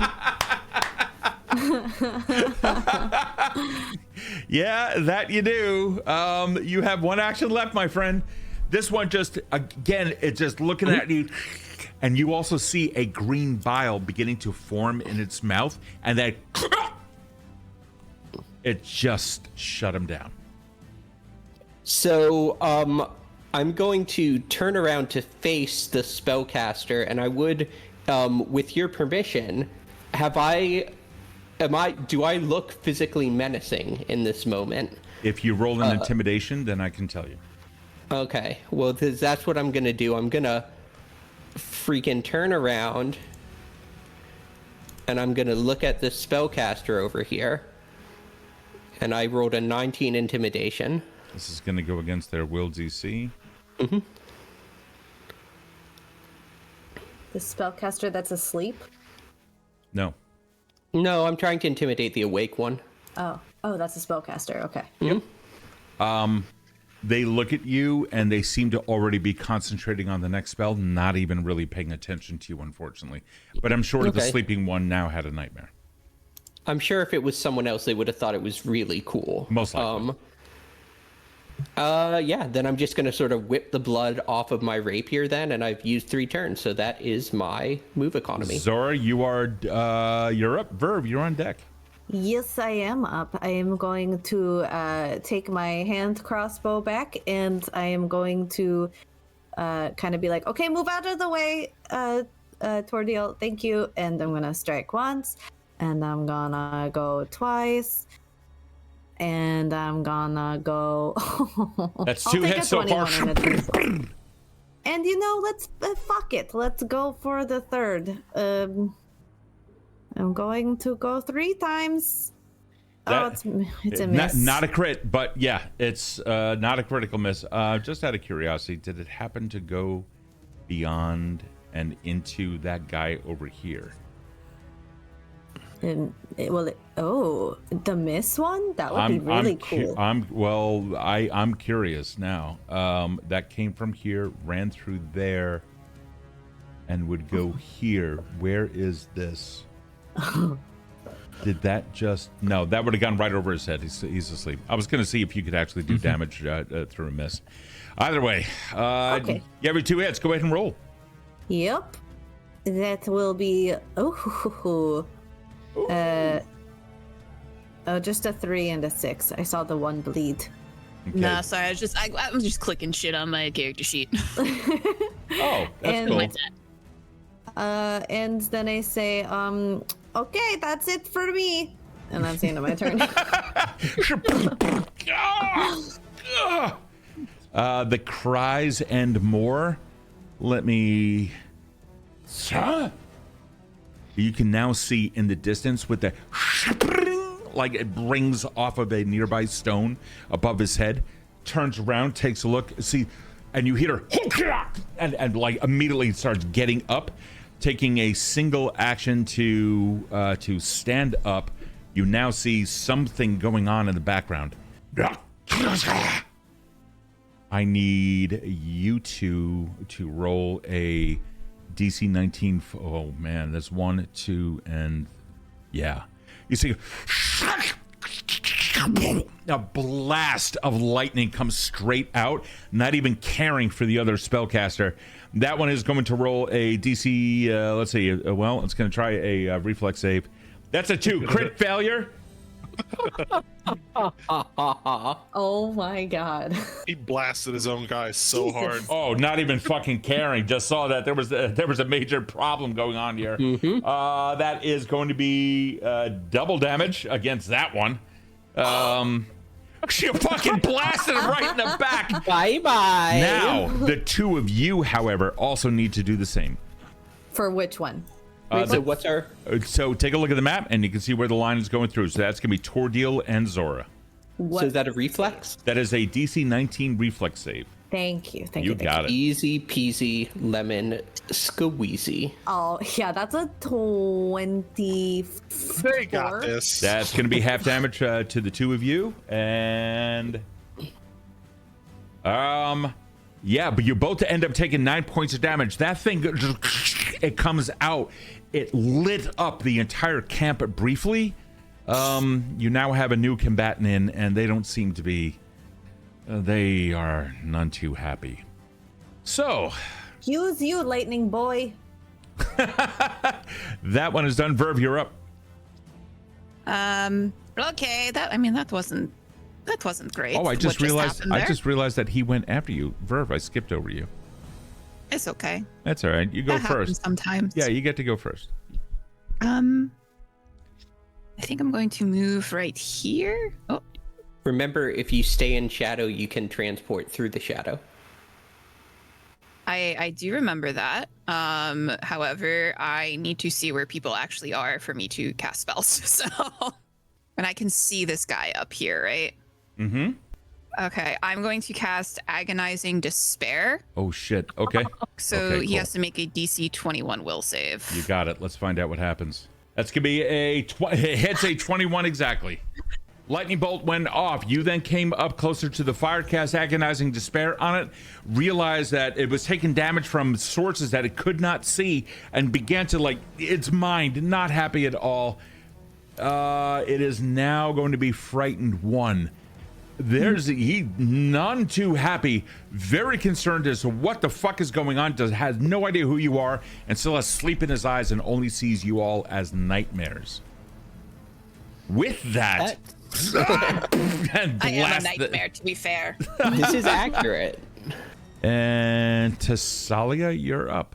Tess is going to drop the burning corpse that she and Aldred took care of, and she's gonna make a break towards the campfire. Okay. See, they have it well in hand. All right, yeah. And then there's your 80. she is going to just book it across the camp to this guy who launched the lightning bolt. That's all 3 actions. And end my turn. And No, you Aldred, don't. Why not? I've got a 40-foot move speed. I know you do. I see. I Oh. knew it. I fucking knew it. As you go running through that area, a blade comes out closer to the ground. Oh boy. So let me do the prone here first. That's number 1. I want to double check something on this because I don't want to cheat on this. Flat-footed, -2 circumstance, penalty 2 attack rolls, but that's it. That's fine. Let me target you here real quick. I don't think anyone else is targeted. Oh, excuse me. This is a long spear, so it's going to be an attempt to run you through as you come. It's just like a thunk, going to lift you up, or it's going to lift up the point. That's it hits by 7. Oh no, hold on. No. No. It does hit. It hits by 2. It hits by 2. Okay, yeah, because I have Tor'Dil also targeted here. Let me untarget that. Okay. Hits by 2. That is going to be. Ooh. That's going to be 15 points of damage.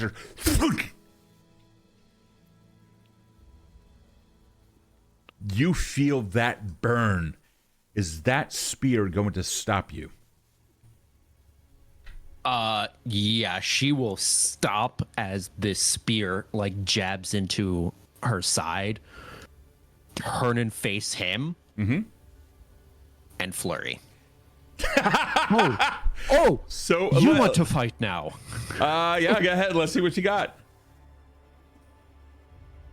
Miss on the first attack, but a hit on the second. Yeah, you punch down.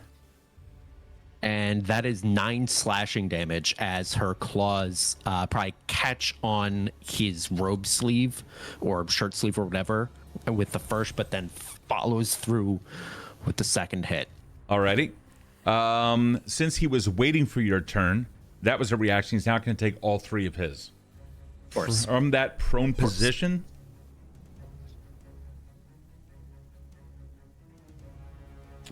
Yes. I think we will do that. I mean, We're going to, you can see him, and you can see another ball of lightning beginning to form. This one is going to be here. Let's see. Right there. I need you to make a DC 26 basic reflex. that's a 31. That is a 31. Good for you. That's fantastic. This is going to be A lot of damage still. a lot of damage. Not really. So many ones. Oh, you only 2? He does 9 points of damage, and you only take 4 of that. He just like went, and rolls a 5-foot step out of the way. And that's going to be the end of his turn. Let me adjust the order here to make sure that since this was right after you, 12.5, and there we go. I had a crewmate like you, all bluster, no bite. Aldred, you're up.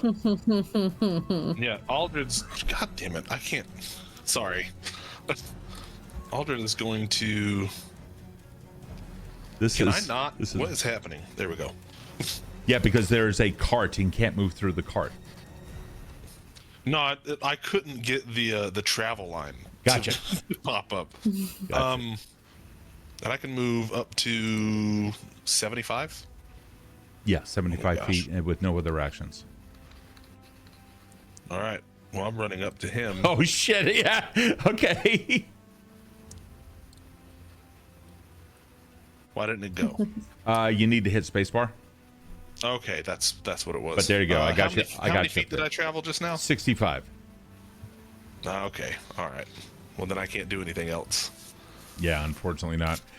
You are done. That one's dead. So they're definitely not doing anything there. Holy Why can't shit. you do anything else? Because I moved. I only have 25 foot. movement, Got it. Sorry. so. yeah, it moved like 10 shy of not being able to move anymore. Now I have to see this one. This one's been failing perception checks left and right. That's fuck. It hit a 20, went over, and hit a 14, the highest roll yet. This one comes out of their precious little slumber. With all the shit now going on, not good. Okay, where's the fuck is he unconscious? The only thing I don't like about these systems is that it's tech dependent. Okay, still off guard, still prone. There we go. Okay. La fuck. It's gonna stand up, no longer prone. That is one action. Taking a look around. I don't think that they really like what the hell's going on here. And is going to take a stumbling action back by 5 feet or so. Let me see if there's anything more that we can do. The one Yes. that's been sleeping for an hour? The one who... Yeah, who- this one's the They're one I asleep for an put hour. to sleep. Isn't a... Hold on. Does the sleep spell... It's an hour for a critical hit. Yeah, they critically failed. Yeah. If it's still it wakes up automatic. Okay, hold on. The spell doesn't prevent creatures from waking up due to a successful perception check, limiting its utility in combat. That's okay. We're gonna kill him soon anyway. Okay. So the critical failure changes how long they're going to be asleep from 1 minute to 1 hour, but it doesn't prevent them from waking up due to a successful perception check. And considering they rolled a 19, yeah, they're able to pick up that there's action going on. Hell, there were screams and other things all just within the past 20 seconds. 30 seconds, all within the past 30 seconds. So lots of shit just went on for the same reason that the other ones also woke up. Sure. Alrighty. That one is going to cast a spell really quick, casting shield upon herself. Yeah. and you see like a shimmering aura take over this person, but still not knowing what the fuck just happened. So with that, we go over to Tor'Dil and then Zora. Tor'Dil begins advancing on this spellcaster, his face illuminated by the firelight. And as he walks up to her, he's saying, "You thought you could bury me. You thought you could turn me into a wreck. I, who was loyal." And that's about all the time he had to say, because it only takes 6 seconds, right? Yeah, it's about that, yeah. But it was the start of a really good speech, right? Yes, it was, Yeah. in fact. All right, and he's going to devise a stratagem. Okay.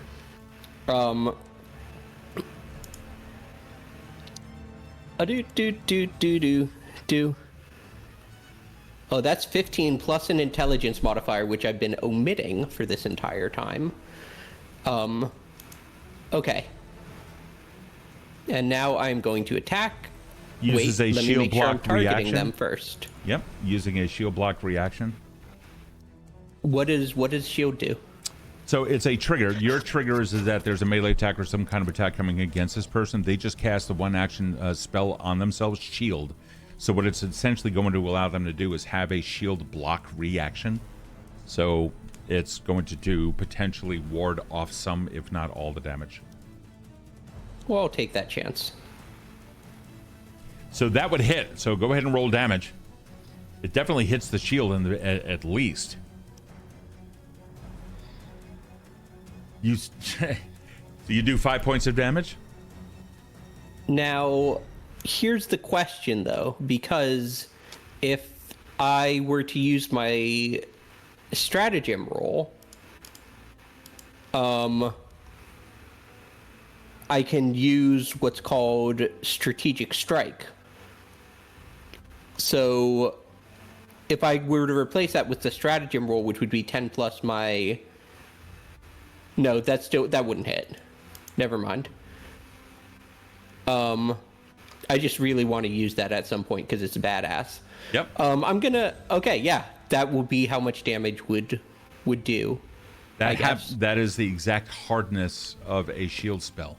So Okay. You come in, it goes ping and bounces off of the shield, but at the same time you can see like a magical reverberation take place in front of her, and you just see like little particles of magic go flying into the air. Yes. Now that you've shattered that shield. Yes. So while it takes no damage, the shield is now down. Okay, so I have one attack left. No, I don't. Because I moved, I devised a stratagem. Yep, and then you took And an I attack. attacked. Zora, so it is the end of my turn. You're up, and then Virve, you're on deck.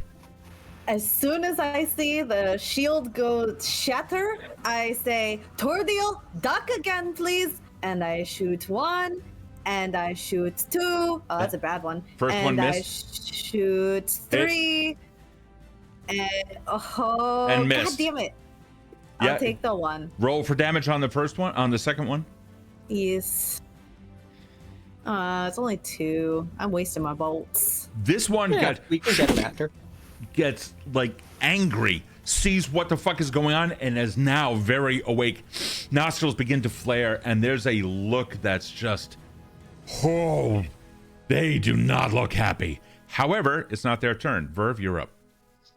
Hello, it's me. I'm going to cast. I start to weave the shadows between my fingers, and I am going to cast Grim Tendrils Oh shit! On Oh, who? that's cool. on the spellcaster in front of me. Oh, gotcha. Oh, right. Okay. Absolutely. So they have to make a DC 21 Fortitude save. You got it. That is right here. That's Ooh. 28. What a bitch! They still take it's half going to damage take and the persistent bleed, so that's not bad. half damage. 3 damage, I guess. Yep. And Not great. what's that? Not great.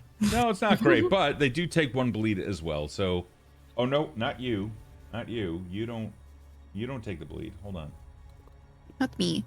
No, it is this one here. There we go. Let me undo Thessalia's target. and put the bleed on that one. Okay, go ahead. And then I'm going to move back into the darkness. Alrighty, let me heal. I need to heal you, Virve. I don't know why you continue to take the damage, but I'll figure that one out. I'm going to move back. Oh. Freaking character, the token colliding with things. It's fine. I'll move back over here then. That's Alrighty, fine. sounds good. Alrighty, let's see. And are you done? Yes. Okay. The one in the darkened corner. That should work. I don't like the way you said that. Yeah. Well, Wow. let me Don't just worry, make team. sure. If this person was smart, they would be running. Well, kinda. Thessalia, make a DC 21 reflex save, please. All right. That's gonna be a 19. There's a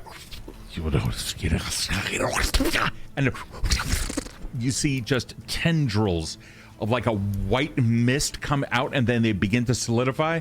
You are webbed. Oh no. So you are now going to take a negative 10-foot circumstance penalty to your speed until the end of your until the start of your turn. So FYI. With that, there's a and you see another take over on their person.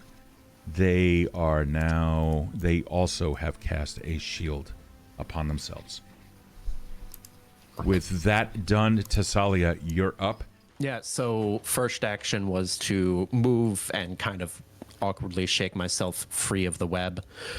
Second action, I'm going to actually change stance into Rain of Embers, and her paws just like fully, like motes of fire appear on her fingertips, and then she's gonna flurry.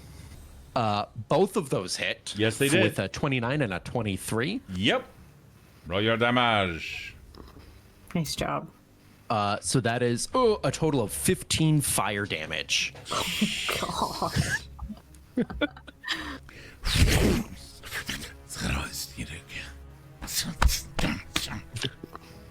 It's not happy, but he also looked like it only singed him. Oh. Are you done? I made an error. Yes, that is my turn. Sorry. Okay, got it. Oh, and I see that there's someone over there as well. There's a fucking Aldred. Buddy. Yeah, he's gonna move back this way. Is he? That's a step, which does not provoke reactions. Going to stand up. That is, Which yeah, that's does. that. Providing he's adjacent, which I say Glaives there's. have reach. Well, Aldred has reach. Yeah. Glaives have 10-foot reach. Yeah, go ahead. Go ahead. I'll give you that. I'll give you that. You want me to go ahead and hit that boy? Yeah, go ahead. All right. Where do you think you're going?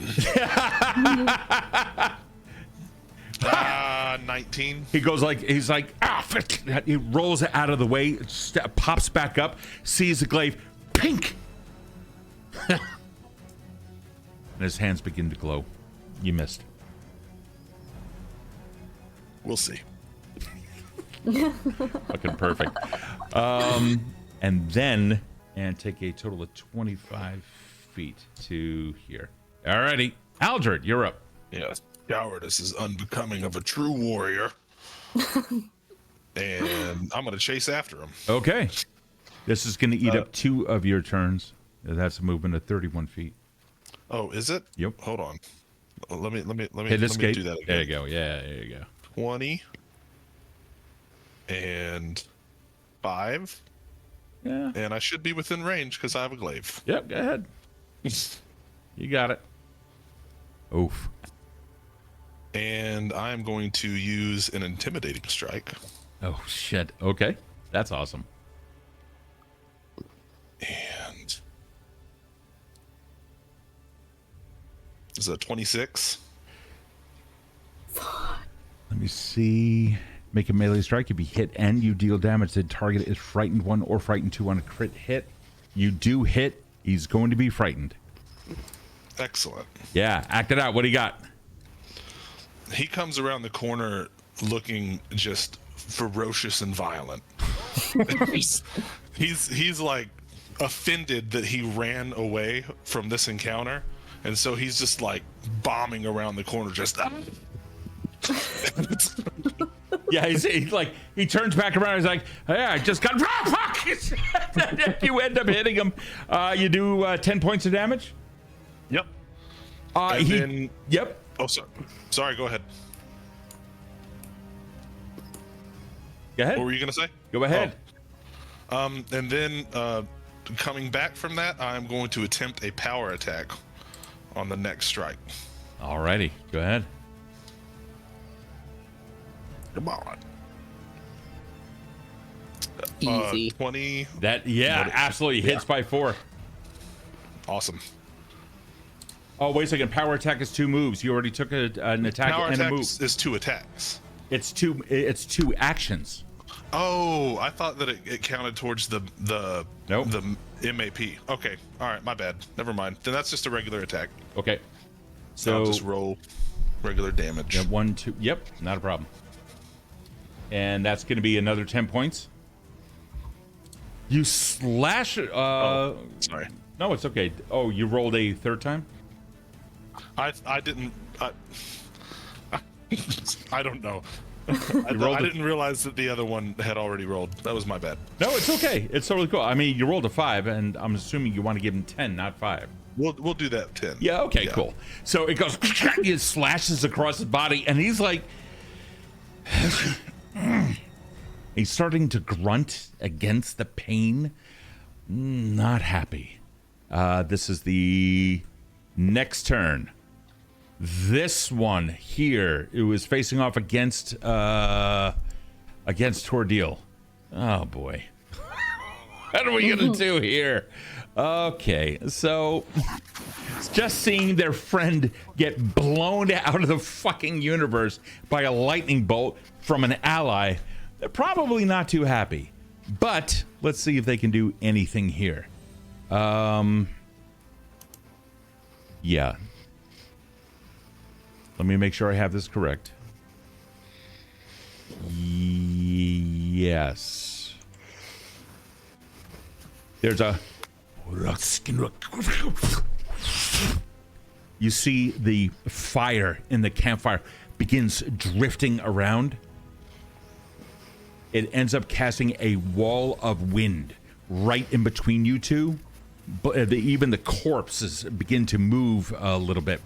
So ammunition from physical ranged attacks such as arrows, bolts, slings, etc. Can't pass, and other objects of similar size can't pass through the wall. Attacks with bigger ranged weapons such as javelins take a -2 circumstance penalty. The wall is considered difficult terrain to creatures attempting to move overland through it. Gases, including creatures in gaseous form, cannot pass through it. Those who travel by shadow can. A creature that attempts to fly through the wall using a move action must attempt a fortitude save. So this is going to be... It is 5 feet thick, 60 feet long, and 30 feet high. Jesus. And it's not the only thing. Ayo! What? Oh, God! Tor'Dil. Oh, my God. Yeah, so we're going to draw a nasty little line here. This is going to Tor'Dil be... gets launched into space. This is... No way. No way. Fucking 30 feet. It's 60 feet long, which is going to approximate... Rude. Here? Only affects moving creatures. It also affects ranged weapons. Yeah, and ranged weapons. Yeah. So I'm not launched into the air. No, you're not. If you try to go through it, I mean, you know. Yeah, I I might. didn't mean to move myself. Okay. It's going to stand vertically to change the shape of the path, which it does. The wall distorts the air, does not hamper sight. It has those effects. A creature can move through the wall. Okay, so a creature that attempts to fly. So it's going to be essentially any move action, because if it's a critical success, let's say that you have your fortitude save. Hold on. No, flying is going to be the most difficult part. I don't think moving itself is... Yeah, it's only... Yeah, exactly. So it's just going to be the ranged weapons that's really going to influence it. With that, though, it is also done. That is a 3-action spell. Tor'Dil, you're up. And he continues his monologue. All of which could be forgiven if you hadn't poached my... And then that's 6 seconds. So he now devises a stratagem. I'm having so much fun, guys. Go ahead and devise a stratagem. Thank goodness. Okay, now we're actually gonna fuck this person's day up. Are they within range for a rapier attack? They are. If you move through this, though, just keep in mind it's difficult terrain. I won't need to. Cool. So I'm first of all... Critical hit. Not only is this a critical hit, but I'm going to substitute my devised stratagem. So what's going to happen is I am going to do an additional 2d6 on top of the critical hit. Okay, hold on. All right. For those of us who don't know devised stratagem, because it's investigator class action, it is a single action. It does require concentrate fortune and is for the investigator class. You assess a foe's weakness in combat and use them to formulate a plan of attack against your enemy. You're going to choose a creature, which you've done. You can see them, which checks out, and you rolled a d20, and you got a 16. If you strike the chosen creature later this round, which you have done, you must use the result of the roll you made to devise a stratagem for your strike's attack roll instead of rolling. So it was a 16 plus 13, which would be a 29, which we see here. You can make the substitution only for the first strike you make against the creature this round, not any subsequent. You must use, and yet it says you may make the substitution. Okay, cool. When you make this substitution, you can also add your intelligence modifier to your attack roll instead of your strength or dex mod, provided your strike uses an agile or finesse melee weapon, which rapiers are. And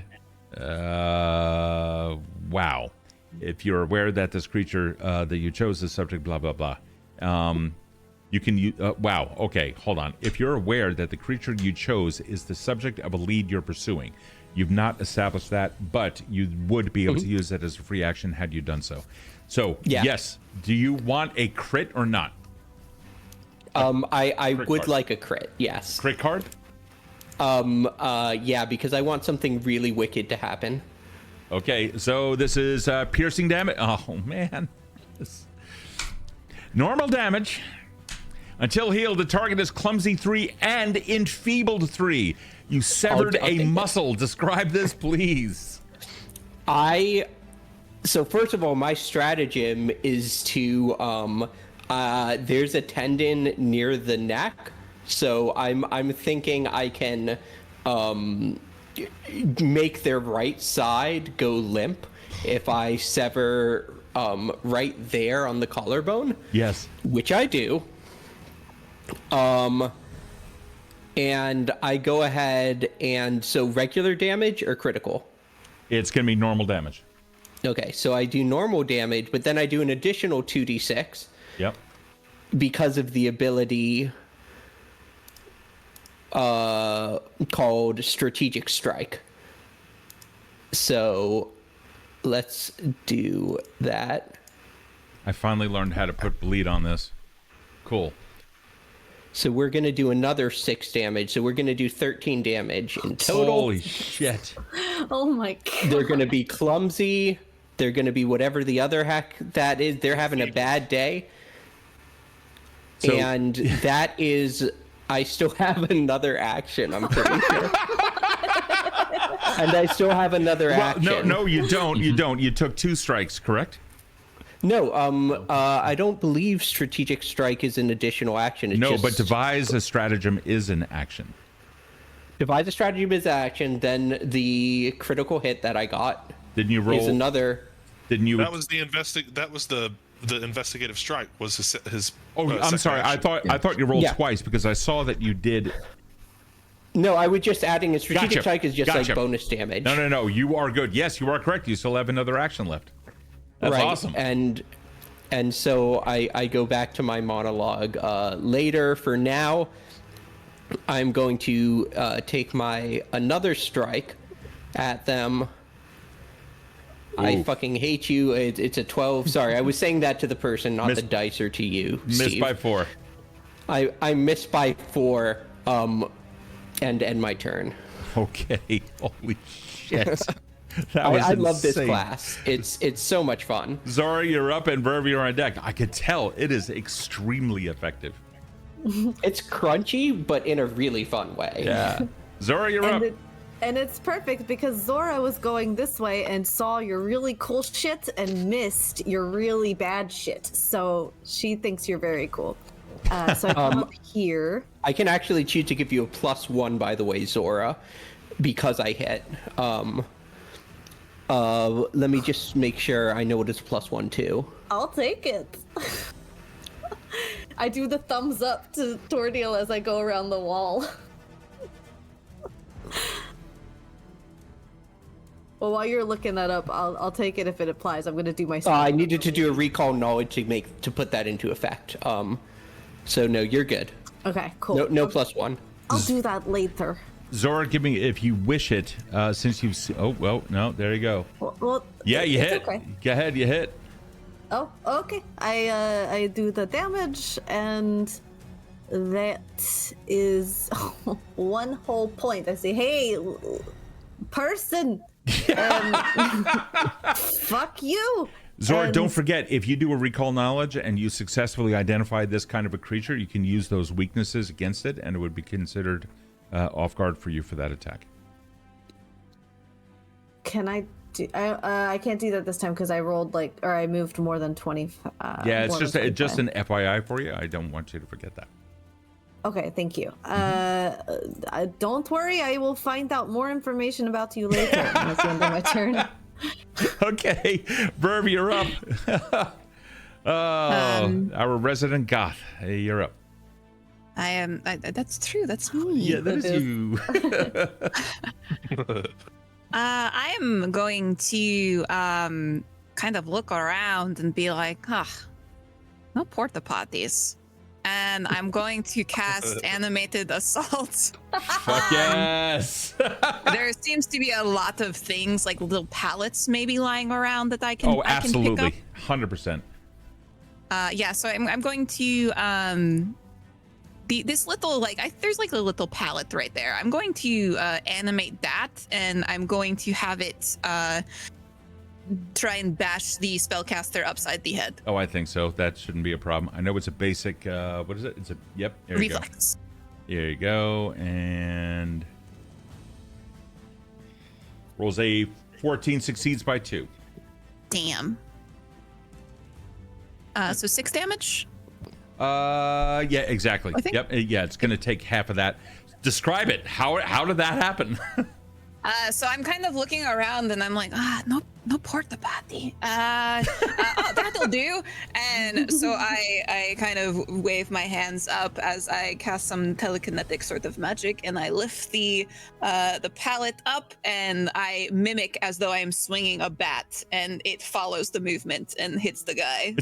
You still have one action left. Ow! Ah! It turns around. You still have one action. I'm going to cast shield on myself just in case. Ooh, there you go. Okay. So how do I do that? So just if you just click cast in the sheet, it'll at least mark it off, and now you have a reaction called Raise a Shield. So if an attack comes your way, you're going to use that as a reaction. Just say, yep, I raise it, and it has a hardness of 5. That means that it's going to absorb the first 5 points and then be destroyed. Okay, cool, awesome. All Thank right? you. You got it. The one in the corner, not fucking around anymore, is going to cast Call of the Grave on fuck. Thessalia. Let me get my target in here. There we go. That is going to be we have to make an attack, so let's find out if that succeeds first. That's going to be a 5. Hits by 2, even with that. What? No, that my AC is 23. Oh, because it was attacking the sorcerer. Hold on. Well, if it attacked a sorcerer. So that would have been an 18, which for you is, that's going to totally miss. Your AC is 23. So it goes, so not much of anything. That was a total fail. And now cast the cantrip again. Puts the shield back up. So let's do that. And that's going to be the end of that one's turn. Thessalia, you're up. I have the feeling that guy just regrets that it's now your turn. Yep. I was going to go help Aldred. Like, she starts turning to go run after Aldred and then just sees that sickening green bolt over her shoulder, turns around, and marches up to this person. Okay. Oh, God. I am going to first attempt to demoralize them. Ooh, okay. That's cool. Such a test thing to do. That is a 28 to demoralize. Absolutely. Can you tell me how you plan on doing that? He turns around and marches straight up to him and is just snarling and growling. Visibly changing it from shaken. Absolutely fucking visibly shaken. And then with that, she's gonna she's gonna target him. Okay. And then she's gonna flurry. Alrighty. Hits on both. Oof. Oof. With a 22 and a 27 to hit. Yep. And that is a total of 15 fire damage. Holy shit. There's not happy at all. You begin to see small little flames and licks come out from underneath their armor. It's totally taking them over. But still, it seems to be like a steely determination, but you can still see like a bead of sweat and a quivering upper lip due to the fear. Holy Yeah, shit. you better be fucking scared. That's my turn. Alrighty. Oh my god. Wish Asterion is not happy. You already ended the turn. Okay. So we now turn our attention back over to up north with the older guy and our friend Aldred over here, who is now going to be the target of something. Let me make sure I'm not targeting Thessalia or any other allies who happen to be like 100 fucking feet away. All right, cool. Because, I mean, so far they've just been doing damage to each other out of this. Like, ha-ha! Oh, I'm so sorry. Hold on. Let me... Jesus Christ. Hold on. Is this going to work? Yeah, I think this will work. Let me see. Let me just make sure. Yeah. Wow. Begins moving his hands in a kind of a spherical fashion around you, or in like sure? in front. Oh, I'm Are sorry. you sure he does that? Well, you get an attack. Okay. Go ahead. Yep. Take your reaction. Mm-hmm.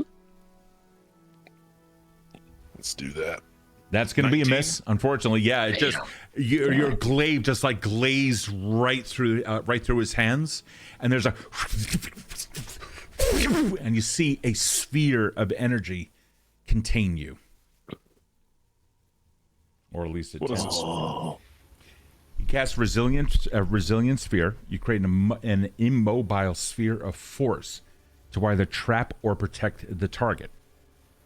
So blocking anything that would pass through the sphere. Now it has an AC of 5, which is, makes it easy. Hardness of 10 and 40 hit points. It's immune to critical hits and precision damage. Disintegrate destroys the sphere instantly, which is cool, just in case. If the target is unwilling, the effects of the sphere depend on the target's reflex saves. So, if you don't mind, may I have that? You may. Thank you. You're going up against a DC of 26. I did 27. 27! Oh, shit! Okay. Oh my god. Alrighty. Boy, Aldred. So, the sphere functions normally, but only has 10 hit points instead of 40. So Nice. you're getting it's this. You can see it. You edge your way through things a little bit. You start using your glaive to like position yourself, and you can see that it goes locks down hard. But then you start pushing back, and you can see little cracks begin to form, thus weakening it. He looks at you, nods, and then runs. And not happy with that at all. It probably does not even see the goth in the shadows. That one is done. Aldred, you're up. I feel like the way that Aldred would break himself out of this would be by punching it open. So I'm going Okay. to punch it open. Alrighty, so it has an AC of 5, so essentially you're going to automatically hit. Just don't roll a 1. Yep, there's your 12. So yeah, you absolutely hit. That's not a problem. Roll your damage. That's a critical, right?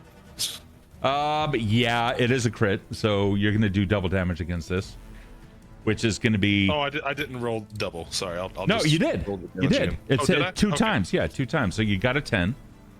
You and you're Perfect. always rolling the second roll and wanting to always take the lower amount. I don't know, man. Right, man. So you do 10 points of damage to it, but it also has a hardness of 10.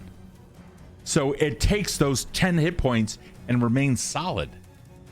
It does not pass through to the hit points that you also have to subtract from it. Next time. So what is it? So what does that mean? You go exactly? punch and it takes it, and you kind of get the notion that, oh, if you hit just a little harder, or maybe you hit that crack over there, you might have affected it. But right now it's a powerful force that is around you. In other words, it has a hardness of 10 and only 10 hit points due to your success, as opposed to 40. You have to do 11 or more to even affect it. Okay. I see. No. Wackadoodle, man. Yeah, dude. Wackadoodle. I'm gonna punch it again. Lynching hour. Hold on. We got some raiders here. Lynch just came in hell with a yeah. party of 22. What's up, guys?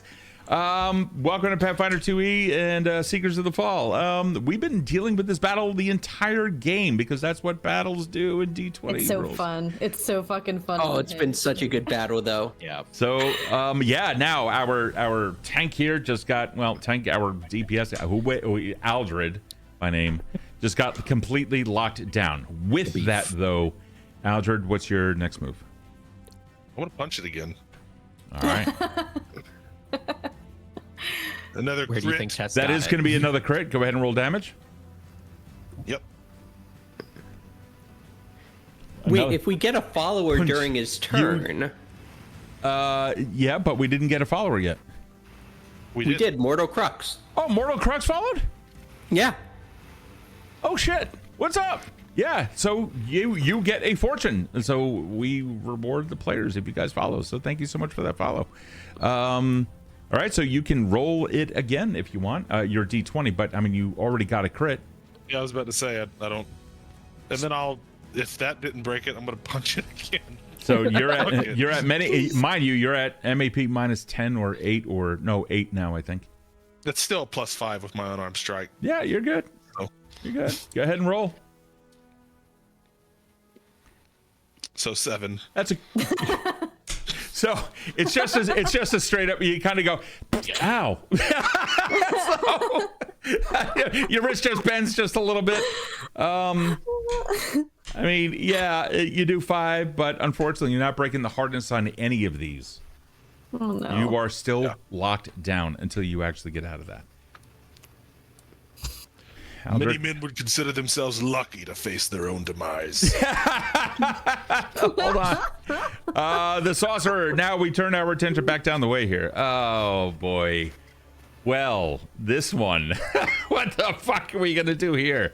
The sorcerer is looking at Tor'Dil and is none too happy with anything that it has seen so far. I want to confirm something real quick. I would say that would work. And yes, it would. That's convenient. Oh, and then it notices Zora. Fuck. Not a problem. You see her quickly, like, reach into a little bit of a pouch. It pulls something out as part of the spell casting, and causes all you see is a little mote of light, kind of like a firefly, come into the area right in front of Zora.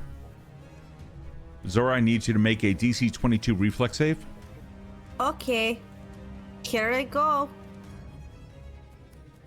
That's a 21. All right. I mean, it's not bad, but unfortunately, a flaming sphere is now going to occupy the space directly in front of you, burning you for, really, 1 fucking point of damage. Oh, ouch. That was I literally, as a lizard, she like leans into it. She's like, oh, this is so nice. Thank you so much. I just go, It's just, fuck. And then No, do it again, please. quickly takes a look around, notices the web, notices the Tor'Dil is there, and tries booking away a little bit. Let's see if they can actually move to about 25 feet. Not through the web, but to here.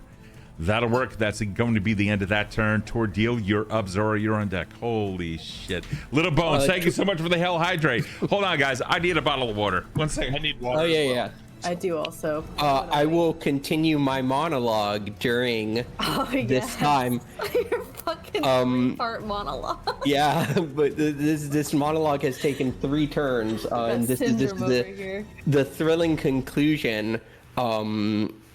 Is him saying the words, "There can be no escape," and that's I thought the you entire were gonna say monologue. there can be only one, and It would have been really impressive to everyone who just came in if you had heard the first 2 parts building up to him saying, "There can be no escape." This isn't my fault. This is your fault for coming in late, and I can't help You're gonna that. need somebody to scrub through the VOD and edit together the full monologue. The full monologue is something impressive to behold, but unfortunately, all you hear in the audience is, "There can be no escape." Tor'Dil, thank you for the hell hydrate, by the way. Tor'Dil, what's your action?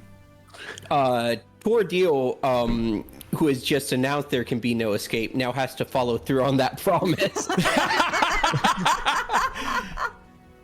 And he takes his first 25 feet of movement. Just keep something in mind. Just we have to pull you back by 10 feet because the wall, which is 5 feet wide, just behaves as difficult terrain. So it's going to be double move. So yeah, just pull it back by 10. So it would take 2 moves for me to get up in their grill.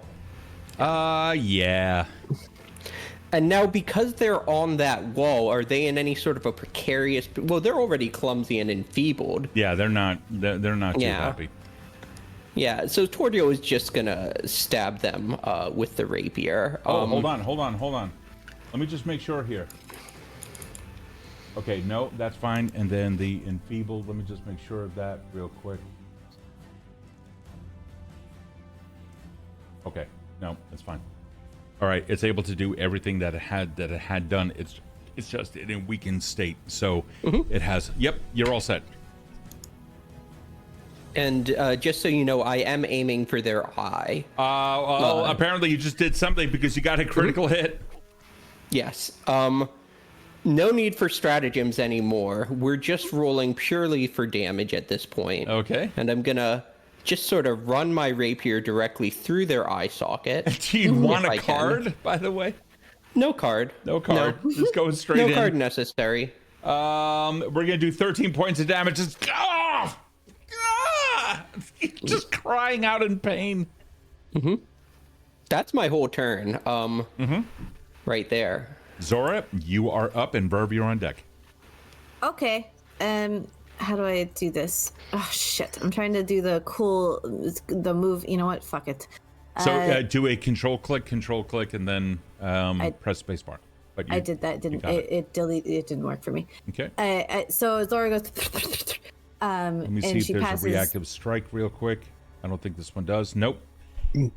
And I am on the high ground now, so I get advantage. So the first thing. Okay. If you enter or begin your turn, this is not something that I had. I completely forgot about it, and I apologize. This is an aura that is on this creature by about 5 feet. If you are within 5 feet of it, you start your turn with Sickened 1. Is this something I would have seen? No, like emitting it's a smell. from him? No, it's a smell. So you come through and you're beginning to realize he has a stench of death on him. Oh, well, that's the end of my turn because that takes away an action, right? Yeah. Okay. Well, let me just make sure. No. Hold on. Let me. Man, I'm double checking everything now. 1 second. It always contains a value, so all that will happen is you're going to take a status penalty equal to the value, which is in this case a 1, on all your checks in DC. So no, it does not remove an action. Cool. Okay. You smell terrible, and I'm going to stab him with my falchion. Okay. No, I'm going to strike it with my claws. Fuck that. By the way, if at any time either of you do want to spend a single action, you can retch in an attempt to recover, which will give you a fortitude save. Yeah, I'm gonna. Cool. I'll do that next time when I'm recalling knowledge on the other lady. You got it. I shall. 28. That's a critical hit. Yeah. Oh, it absolutely is. Oh, you strike him with a claw. Holy shit.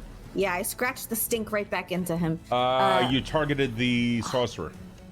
Oh, fuck me. Okay. So you rolled a 28, which will hit, but it is not a crit. Okay. All right. Well, that was cool for a second. And I get 2 little talons in there. And Are they off guard? They are. Their AC is down by 2. So it would be a 19. She rolled a 28. It is still not a whatchamacallit. But yes, now that there's a flanking condition, hold on, let me get that up there. Thank you for that call. Do I get precision for that or no? I don't know. You do if they are off guard. So yes, you do get precision damage. Is that called sneak attack or is it just a 1d6? It's a precision damage, which is going to add a die to it, depending upon your attack.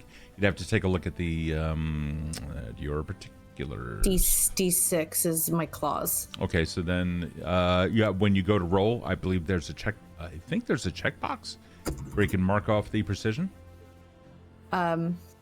So when I rolled a hit is what you're talking about? Yeah, let me just make sure here. So there's you do have a circumstance. Hold on.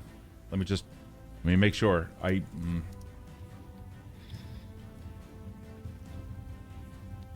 Okay. Sometimes you're able to make the most of your attack through sheer precision. When you hit with an ability that grants you precision damage, you increase the attack's listed damage. Using the same damage type rather than tracking a separate pool of damage. So, for example, a non-magical dagger strike that deals 1d6 precision from a rogue sneak attack increases the piercing by 1d6. Some creatures are immune, and then it just goes on from there. So, there you go. Okay, so I roll one more time for damage? Mm-hmm. Okay, I do that then. Well, you're adding on. Yeah, it would be for you because you're. Yeah, because you have 1 in there. Why did that do that? Oh. You have the precision damage is in that. Okay. I think I've been doing this wrong then. Okay, not a problem. Cool. So what I'll do then is I'll undo the 2 that you had done, and now I will do the 10 that you just did. Perfect. Okay, that's better. He's all 10 talons, and I just go. And that's awesome. the end of my turn. Okay, cool. Virve, you're up. I'm going to use one action to sustain the animated assault. Oh, And perfect. I'm going to try to bash the sorcerer upside the head again. Okay. So they have to make another reflex save. Yeah. Where's the? Can you pull it up for me on the thing I sure so I can. click at the button?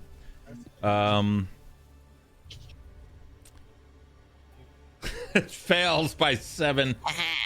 So it's going to take 1d10 damage. Max damage! Holy Oh shit. yes. Oh my god! That's so good. It goes clank. You can see and then a spurt of blood. The whole side of the face just starts getting nice and red. I'm going to say, you should have stayed asleep.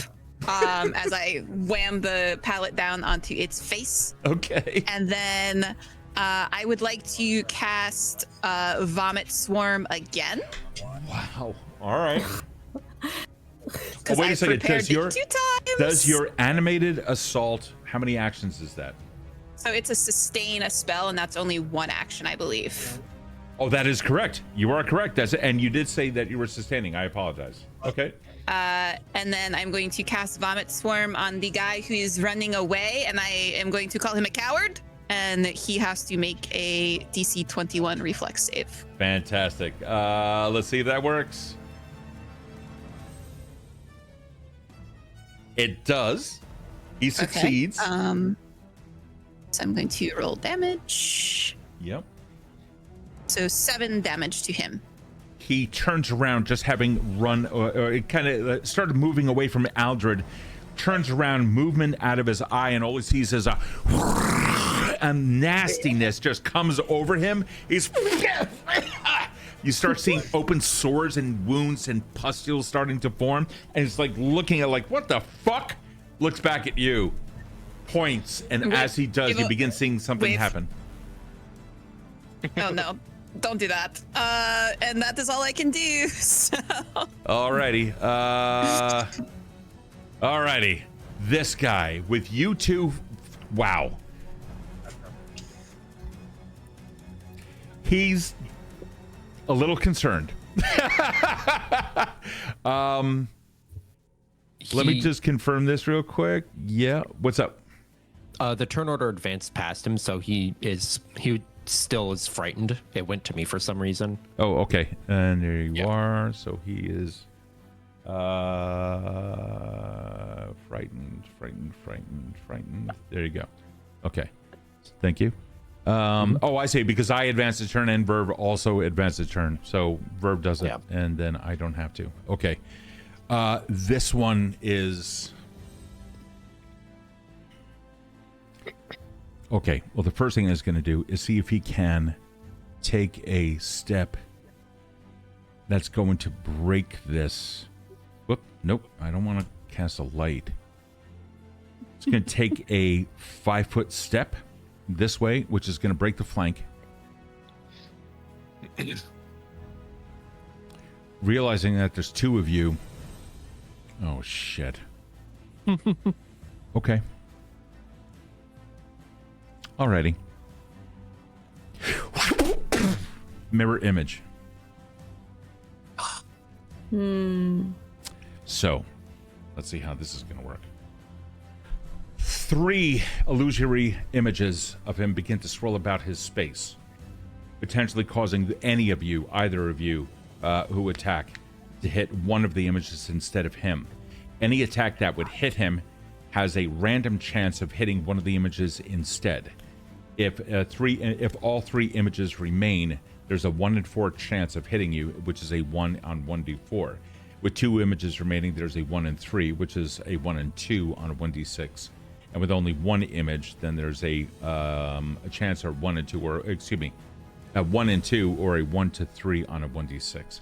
Once the image is hit, it is destroyed. So right now he is, we only see the one figure here, but your attacks now come with a little bit of a price, which is just the 1d6 or would have you roll. Alrighty. With that, I don't think he can do anything more. Let me just confirm that I marked it off as being cast. Yep, that was 2 actions. He had already taken a step. Thessalia, you're up. Well, this ain't gonna save him.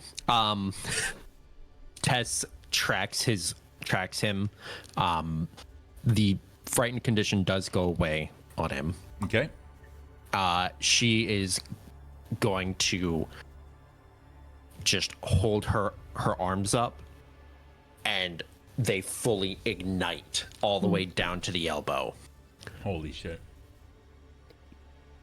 Elemental assault. Oh, fuck yeah. Once per day. Elemental assault. Here we go.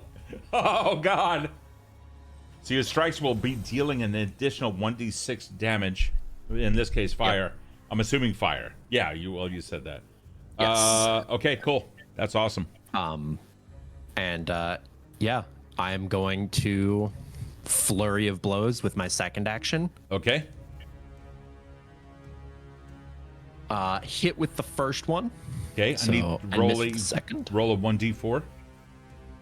Plus 1d6 for a total of 11 fire damage. Cool. I need you to roll a 1d4.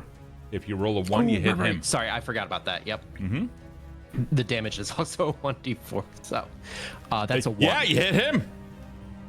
Fuck yeah. Hold on, let me just make sure. I believe that, yeah, if you roll a 1d4, if all 3 images remain, there's a 1 to 4 chance that he hits, so it's a 1 on 1d4. So yeah, you hit him, but you still don't know what the other ones are. You don't know which one is him, so as far as you know, you hit something and you did damage to it. It just so happens that you did it to the real guy. So that's awesome. That is going to be, yep. For 2 actions, and then with my third action, I'm going to try to hit, and that is a miss. Okay, and you can see all 3 of them now have caught on fire to some degree or another, but you still can't tell which one is which. Meanwhile, the old man. Oh. Okay. He looks at the fletching at the fletchling.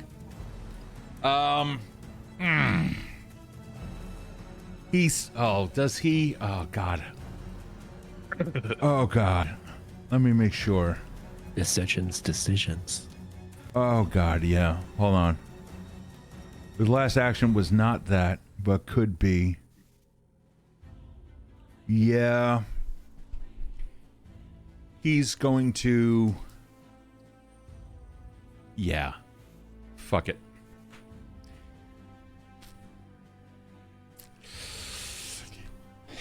Virve. You're getting a sense of he's not right. You're absolutely getting a sense of he is not right. There is something that is just grim about him. There's a sense of evil that is just, it's almost palpable. Let me see if this is I don't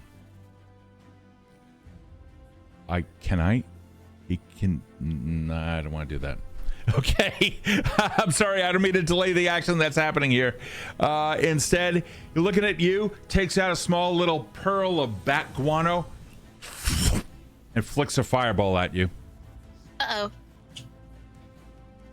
That is going to be placed.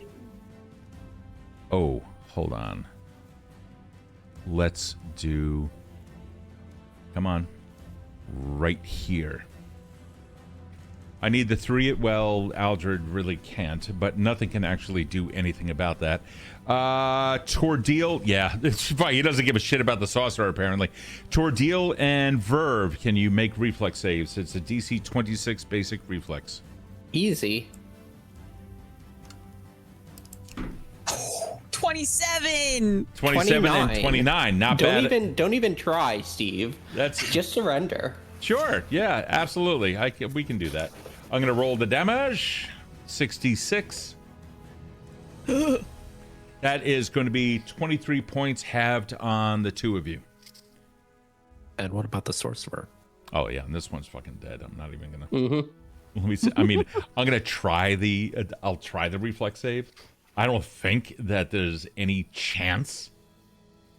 Yeah, it rolls a critical fail. So... Bye. Bye.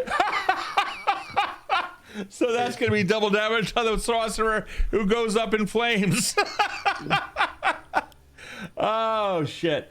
However, with the fireball, some nasty... let me just confirm here. Yeah, that was rude. Alrighty. That's done. Those are the 2. And now he stands there looking at you. And he begins to step forward. And as he does, you see something occurring in his hand. A small black flame lights up. And then you can see drips of that flame landing on the ground. And then, as that occurs, purely for flavor, a portion of the ground, you start seeing sulfurous fumes coming out of it. You start smelling the presence of hell. That's going to be the end of his turn. Aldred, you're up. Did his fireball destroy the shield? No. What? Let me make sure. The other question. Okay, go ahead. No, what's your other question while I'm looking that up, just to make sure? Because I'm sure it's going to do damage. Yeah. Is the shield concentration based? And when he was attacked, did he lose concentration on it? No, it is not concentration. That tag is not on that spell. Damn. 5, it's immune to critical hits and precision damage. Disintegrate destroys it. Yeah, I'm going to say it absolutely fucking does the damage. So that's going to be a good call on that. Hardness of 10. So it's going to take 13 hit points, which is going to destroy it because it only had 10. Okay. So yeah, abso-fucking-lutely. And then at that, with all of like the smoke and smoldering coming around, Aldred walks out of it like fucking Jason Voorhees. Okay. And sees him fiddling with his hands, and he's gonna come down power attack. Okay. Fuck yes. Oh shit. All right, let's see what you got. Yes. You know what? I'm gonna use my hero point to re-roll that. Yeah, fuck yeah, because you missed it. That's a nat 20. That's a nat 20. Fuck yes. Oh fuck yes. Oh shit. Do you want a card? I do. I like the cards. You like Let's the do card? All right, let's. I know they've been dicking you, and not. What kind of damage are you doing? That's slashing. I'm coming down. Slashing. Oh, thank God. You didn't say piercing, because otherwise it would have been normal damage again. You end up pushing the target 5 feet. Go ahead and determine which way you want him to go. Straight back, left, or right. I like the idea of him being pushed back and tripping over that fucking wall right there. Yeah, I mean, that would be kind of cool. amazing. I'll give him a reflex save. We'll say that it's a DC 15. Right. 22. He manages to catch it. His heel bangs into it, and he lifts himself up, just pushes himself up. With that, though, the flame in his hand goes out. So he does move back by 5 feet. You're going to still be in range of your attacks, and there you go. There's my damage. Total of 31 again. Oh, jeez. Oh, jeez.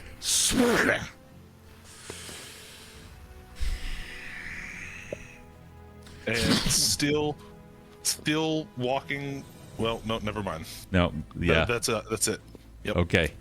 The saucer is dead. Tor'Dil, it is your turn. So I'm gonna shout out This is to intense. my allies that, sorry, I broke character for a second there.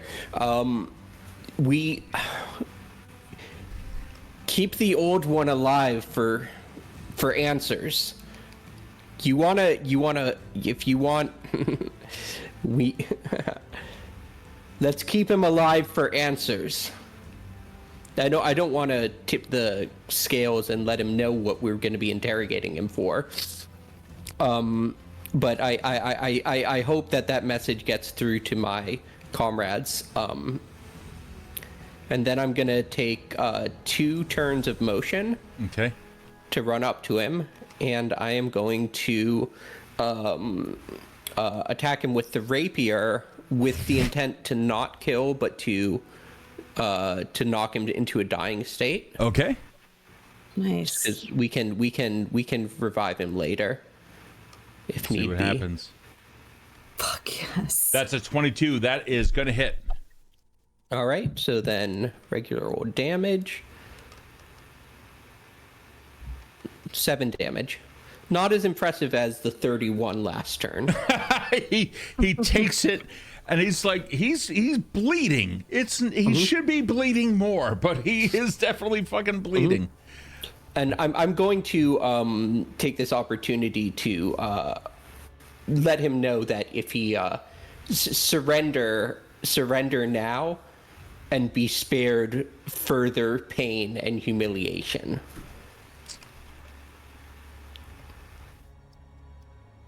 He doesn't understand what you're doing, but okay. Yeah, I say it in whatever language of Drawn On, and I know that's right. Sort You of do like, you do speak that, yeah. And he's acknowledged. Do you want to make a demoralize? Well, the problem is I only have 3 actions, so Gotcha. but Okay. you can use a free action to speak as you're doing things. Yeah, that's not a problem. So I'm not. It's not an official intimidation I gotcha. roll. I'm just letting him know that it's an option to surrender. He's laughing at you. Zora, you're up. Oh, I prefer if he doesn't surrender. Zora, you're up. So I can use recall knowledge now, yes? Yeah, absolutely you can. I shall use the recall knowledge. All right. Where are you? Quick identify. Not that one. Clever gambit. There it is. Recall knowledge. Oh, but it's I don't have recall knowledge on my thing anymore because of the update. You mean it's not appearing as a? It's okay. Just roll the associated skill. Oh, what would it be? Which one do you want it to be? Oh, my highest. Let's go with. If you're looking to identify the kind of creature he is, you know that he's humanoid, and definitely looks like an elf. So I would say society. Okay, I'll take a +8. Let's see what we get. That's a 10. You definitely know that he's an elf, and given that he's from this area, probably some kind of an elf that is peculiar to this area. But that decay, that's throwing you off. Like, what the fuck is that? Okay, so I don't get clever gambit from that. Correct. Unfortunately. Okay. Well, shit. Fine. And I'm gonna hit him. I'm never fucking doing that again. I'm gonna hit him a couple times. Okay. I guess I'll use my claws again. Okay. All right. I do that. Ooh. I'll take a 23. Fuck yeah. I'll do one more. And he still has mirror image, right? Oh yeah, exactly. So the very first one, I need you to roll. In this case, it's going to be a. That's right. None of his stuff has disappeared. Roll a 1d4. If you hit a 1, then you get him. Hold on. 1d4. No, I didn't. So Okay. you do something, and one of them goes and disappears. He now has 3 of them left. Next time you guys go to attack, you're gonna roll a 1d6, and then if you roll a 1 or 2, then you hit him. Okay, I hate you, sir, and that's the end of my turn. Okay. He's gonna go. Oh no, Virve's gonna go. Shit. Hold on, Virve, you're up. My turn. Hello. I'm going to cast Daze on the old guy in front of Tor'Dil. Okay, let's see what happens. There's his will save. Blows DC 21, gets a 30. Well, can't win them all, I guess. Yeah. That's a cantrip, so he doesn't take half damage, right? No. Okay. It's there's hold on. It is a basic, and he did not critically succeed. So it's a basic, which means that he would take half damage. Oh, okay. I'll take it. Yeah, go ahead and roll. So 5 damage. He does take 5 damage, and there's a like what the fuck? It's like I'm in your mind, man. He's like, And then I'm going to. Oops. I don't want him to cast another fireball on me. That was very not PogChamp. So I'm going to. May I disappear into the shadows and trying to kind of teleport? Yeah, let's see where they are. You're currently in a shadow. You would need to take a 5-foot step, like to the 5 o'clock, to be fully in a shadow. I can't do that then. I will just. I'll just like go over here then. I'll just kind of like go over here and hide. There you go. Okay, that's smart. Okay. Meanwhile, our friend back over here with the body odor. He's definitely looking worse for wear. He's not happy at all. Oh boy. It seems all right. Well, his shield is still up. So yeah. He's looking right at Thessalia. None too fucking happy with that cat. And you just see a sickly green ray come out of his finger. He casts Ray of Enfeeblement on Thessalia. I need to DC 21 Fortitude save. Oh, hold on. Let me see if I can attack you first. Oh, that's right. You rolled an 18, so that'd be good. Oh, it's a critical miss. Holy shit. All right, hold on. We got a fumble deck for this.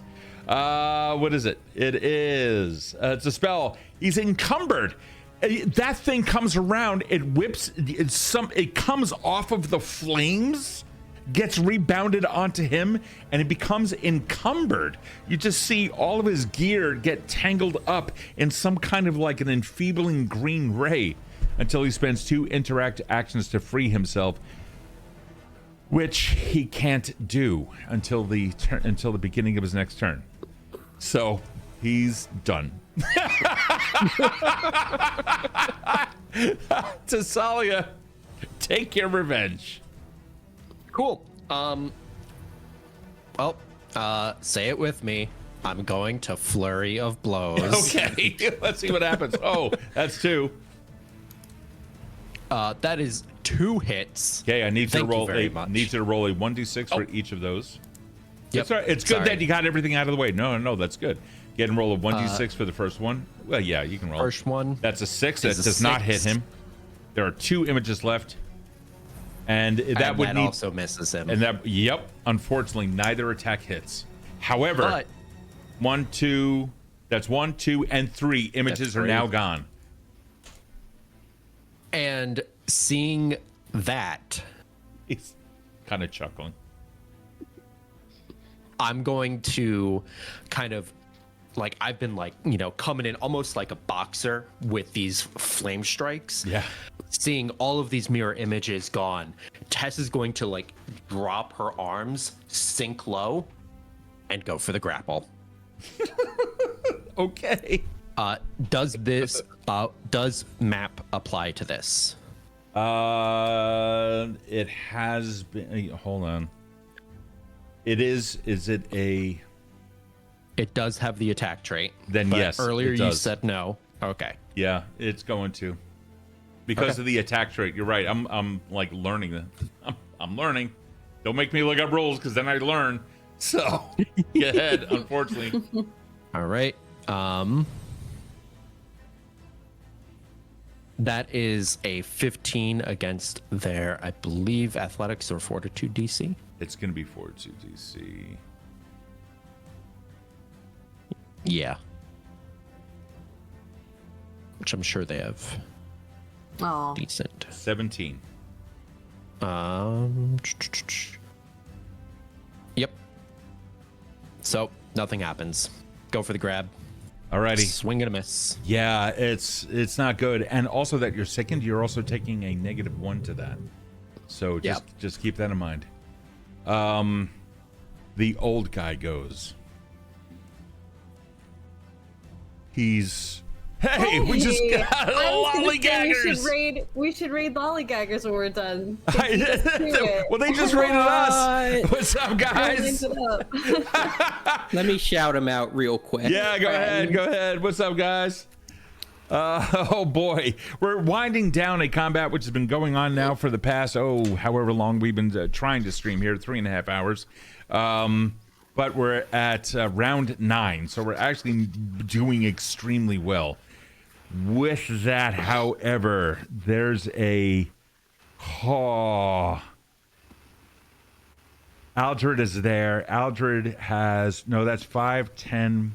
Aldred, keep in mind, 5, 10. He's technically out of range of you. If you have 2 diagonals, it's 5, 10, 5, 10, 5, 10. Just keep that in mind. Okay. Oof. Okay. You're fucking dangerous. You are dangerous. He is not liking you at all. There's going to be a cloud of energy that whoop, come on. Get the fuck out of here with this thing. There's going to be a cloud that takes over this area. Stinking cloud. Ugh, everybody's smelling today. Yeah, this is really fucking bad. So We all need a bath. With the 3 characters so affected, be kind enough to roll a DC 26 Fortitude save. No problem. Just let it take you. We smell too. That is a third or 20. Oh my god! Yeah, 31. Sorry. 2 of you got 31s. Holy shit! Alrighty, well, it's a DC 26, so no crit saves there, but you did do fantastic. It's particularly Virve, who rolled a nat 20. So good on you. Alrighty.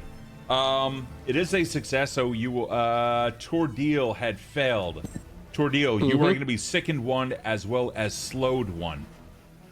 For Virve, calling that a critical success, having rolled a 20, you are unaffected by this. For you, Aldred, even though you got the same thing, you could have done better. We're on a fucking 19, dude. And you are sickened 1.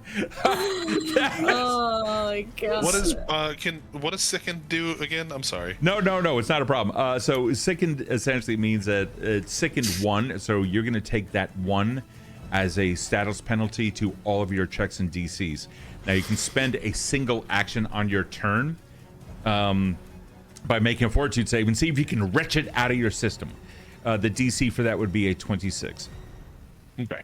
All right, so, but you got to roleplay. And trigger warning, there may be sounds here, folks.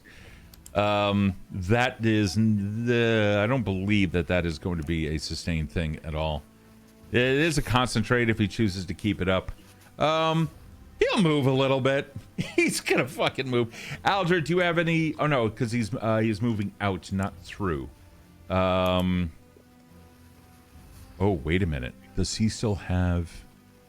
That's cool.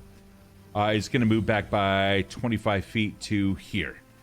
Alrighty, the old man is done. He's limping, Aldred. He's absolutely limping. Aldred, you're up. Yeah. What a fucking coward. He's a spellcaster. He doesn't want to fight you. Keep in mind, we will have the opportunity to torture him extensively. That's I'm trying right there, to, buddy. Right there. No, yeah, right, I know. You just. Am I in range right here at 25? Go ahead and go there, and let's find out. Okay. God So damn it. remember, it's from the center of your token to. Yeah, that's fine. You can go there. It's from the center of your token to the center of his. It's how that's measured. So there you go. It's 11 feet. So it's just outside of 10. Okay, well, I guess I'm using the other little action to move closer. He is getting cornered, though. I mean, he has room. He can move, but it's not going to be fun for him. Yeah, Just split him open like a coconut. Oh, I'm about to split him open. Sure. Yeah. Let's see that. Let's see what you got. That's just a regular strike this time. He's lucky he's so far away. Just a regular Ow, and- strike. Ping. He unfortunately missed by 4. Can I use my Alvin? Yes, you can. Fuck thing? yeah. Yes, you can. That's a bonus from the last game that carried over to this one. Yep, we will do that. That's awesome. Go ahead. Oh, ping, ping. Unfortunately, that Damn. misses by 2. Oh damn. Alvin. I know. It sounds. Well, you know what it is? You're not using a dagger. That's it. Alvin If it was a finished off- dagger, it would have worked. That's right, because You're right. every fight I that didn't Alvin was in. I didn't channel Alvin. No, unfortunately not. We did just get a follow On whose turn? on Aldred's turn. Oh, Matt, 001 Alpha just gave us a follow. Thank you. All right, so if you follow on someone's turn, then you're also going to give them a fortune effect. However, you can only use one fortune effect per turn, so we can save that for the next time. All right. I will have your head. Tor'Dil, you're up. So determined.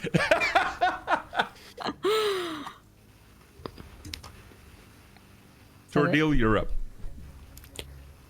Tor'Dil is sick of this bullshit. That's fair. That's 25 feet exactly. That is. But I am slowed, Yeah. so that's 2 moves to get 25 feet. Slowed means that you are going to have 1 action removed from your 3. Okay, cool. So I am within range, am I? No. I was, because I had 10 feet of range. He has So a, I'm he has not a pole within arm. range. That is correct. Yeah, you need to be adjacent to it. You have a single-handed weapon. So in that case, I will take an intimidation roll. Oh, yeah, let's do it.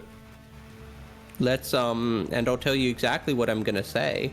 What's the action gonna that say- you're performing, like a demoralize? Yeah, I'm telling him I would prefer if you don't surrender. I gave you the option, but either way, you will be tortured. You roll a 19 on that. This is going to go up again. He rolls a 1! Yes. Holy shit. It is a saving throw, and while he would, he does not fucking make it. And on that one, he's not happy. He shouldn't be happy. It's a very bad situation. So stay in character. He stops for a second. He quickly assesses his wounds. He looks at you two.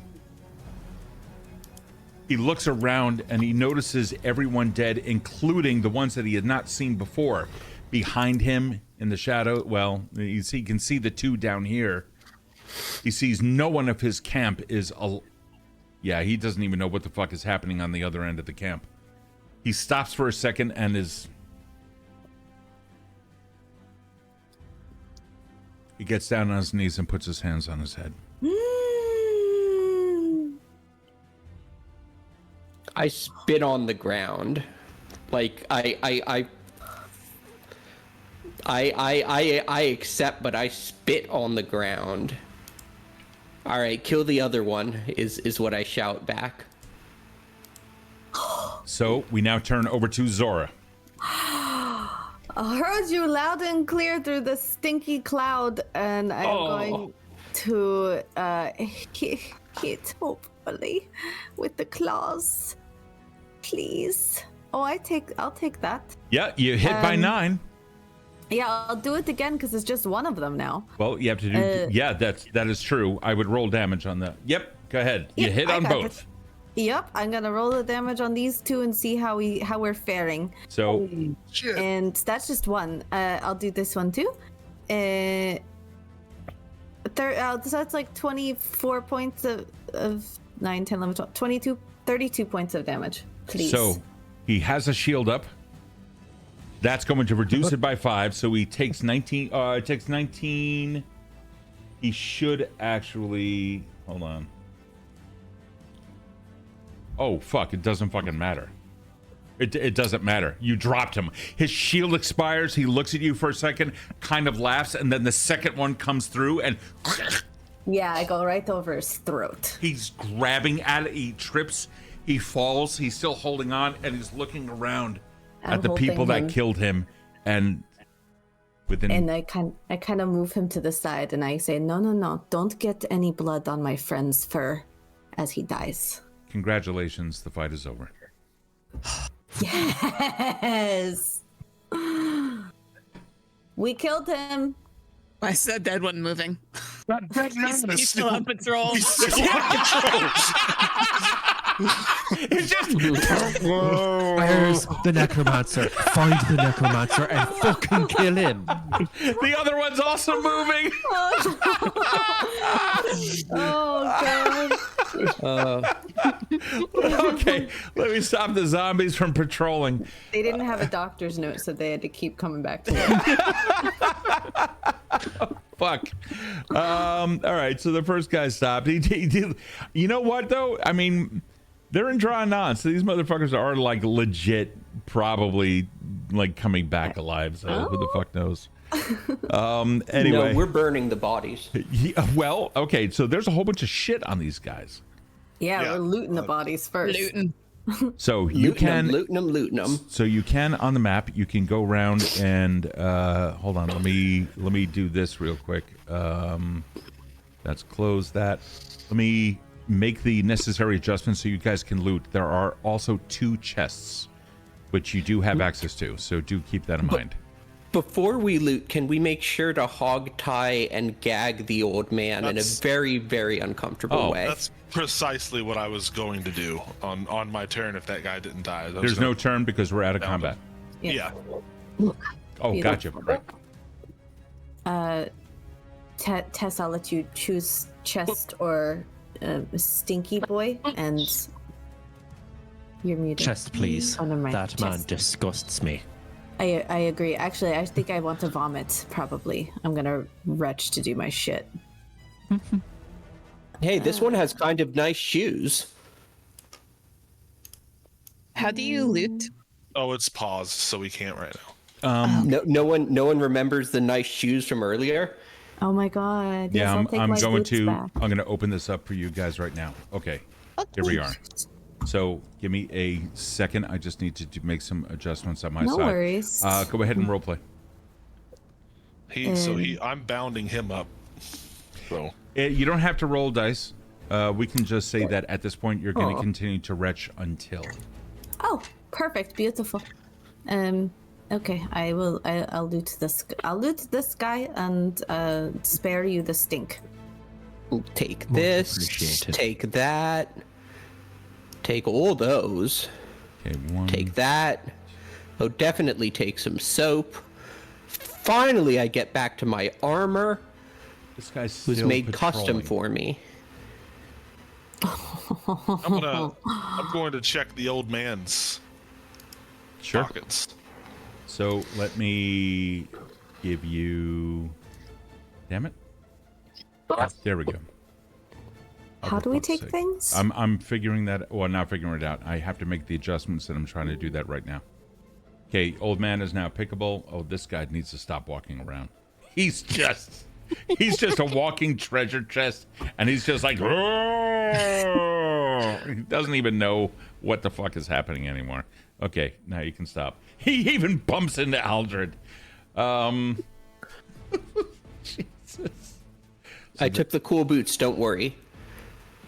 I'll take mine back whenever you have a second. Yeah, no, I automatically give them over to you. Okay, and You like There throw you- him halfway through there you the go. map. Yeah, Virve, you should be I'm a star quarterback, actually. Virve, you should be good now. I'm enabling all the stuff for you. There you go. I see. Alrighty. And let's open up this guy as well. Go down here as well. I am. Oh, good. You're taking take all of his items. Can we just Did- take all of them? This old man. No, seriously, disrobe him. Just we're about to do some war crimes So, in the spirit of Alvin. You didn't even know him. while you got, I'm going to switch off of the VTT and back. Take it from here. Continue to loot. Do whatever you need to. Just keep in mind, we're still playing a role-playing game. Yes. So let's just take everything and then we will divvy it up later and maybe have the spellcasters take the spellcasters shit. Now, old man, do you know why we left you alive? He looks at you, hand still on his head.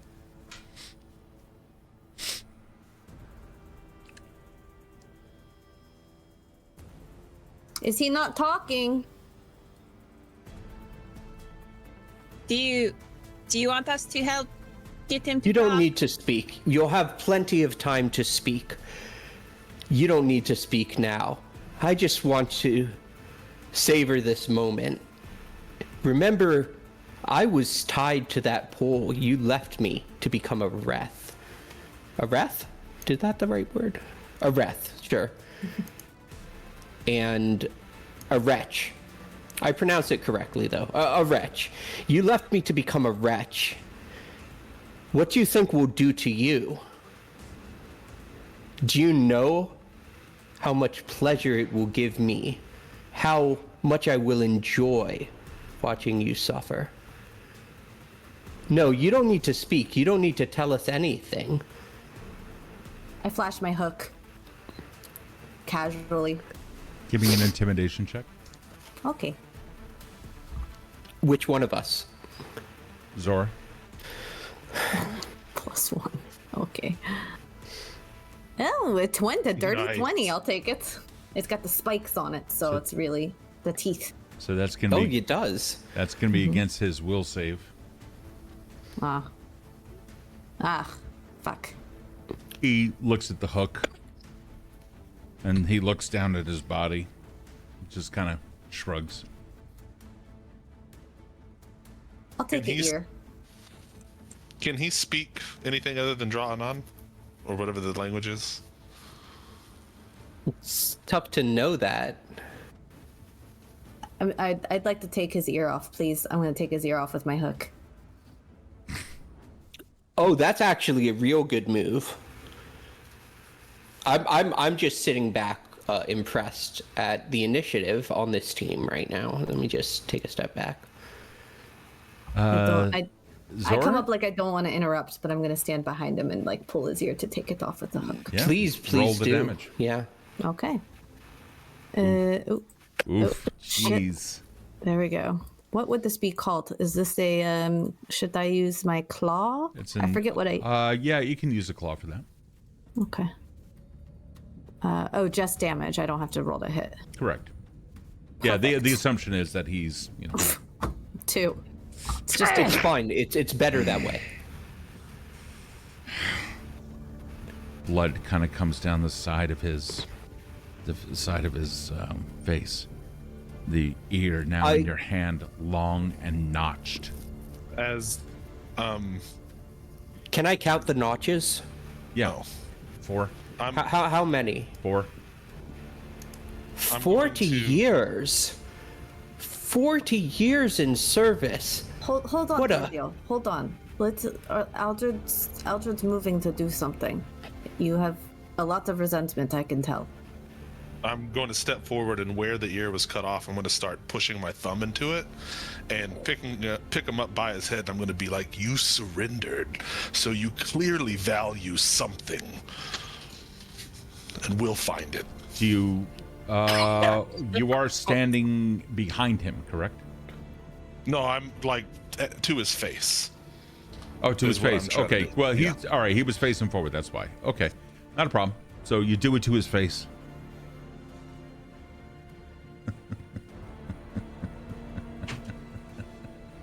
Hideous laughter. He casts. Give me a DC 26 will save. Nice. Okay. Let's see what happens. Wait, is my sickness still applied? Did we Yeah. retch? I don't know if you've retched. You didn't state it, or at least I didn't hear it. I sure didn't. Okay. Nope. You fool. So, described why through laughter and now you realize. So, Tor'Dil and Zora, his hands are here. You bound his hands. You hogtied him, right? Yeah. Okay, so he's hogtied. Yeah. So he's down on the ground. So his hands are behind him. Let me make sure I didn't fuck this one up. Hold on. I'm thinking.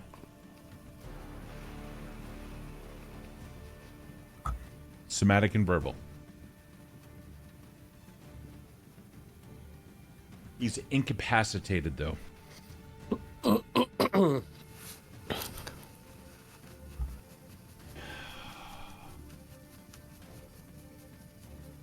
Don't worry, we'll be cutting off his tongue next. I'm still gonna laugh with him though. I'm going to Can say. Aldred just have I'm going to say that. inspiration I'm going to say all that. the time? I'm going to say that there's a. The effect is not going to happen to you. Instead, you recognize that he was doing something. He was intoning something, and his fingers are moving behind his back. I forgot that he was hogtied. You would clearly see him, and if he's hogtied, chances are now he's like rolled over on his side. You can easily see everything he's doing. You can tell he was doing something. You should maybe break his fingers. Okay, and I break his fingers. No, not all at once. One by one. Oh, it's already done. And as we break them, I would like to be asking him a question for each finger. It's his choice whether to answer or not. Now, do you know what it is that we want? I'll ask you again. Go ahead and break another finger if he doesn't answer. He spits in the same location that you were in, Aldred, or where you spit. He spits on top of that. Aldred, give me. I'm gonna need you to roll damage. Give me an unarmed. Oh, really? Well, you know what? Hold on. We'll say that it's not lethal, so we'll only subtract 1 hit point. Okay, that works. You Roll that? No, you don't have to roll it. I'm just subtracting 1 hit point. Do you know we can bring you back as many times as we want? Wait for an answer. Another finger. I'm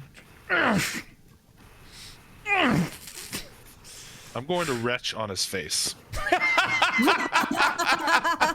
I fucking love you, Chris, man. I don't know what else to say. Wow, you remove alignment from a game and everyone fucking just goes ham on the evil. It's just the way it is. He's Holding his head, I feel so much better now.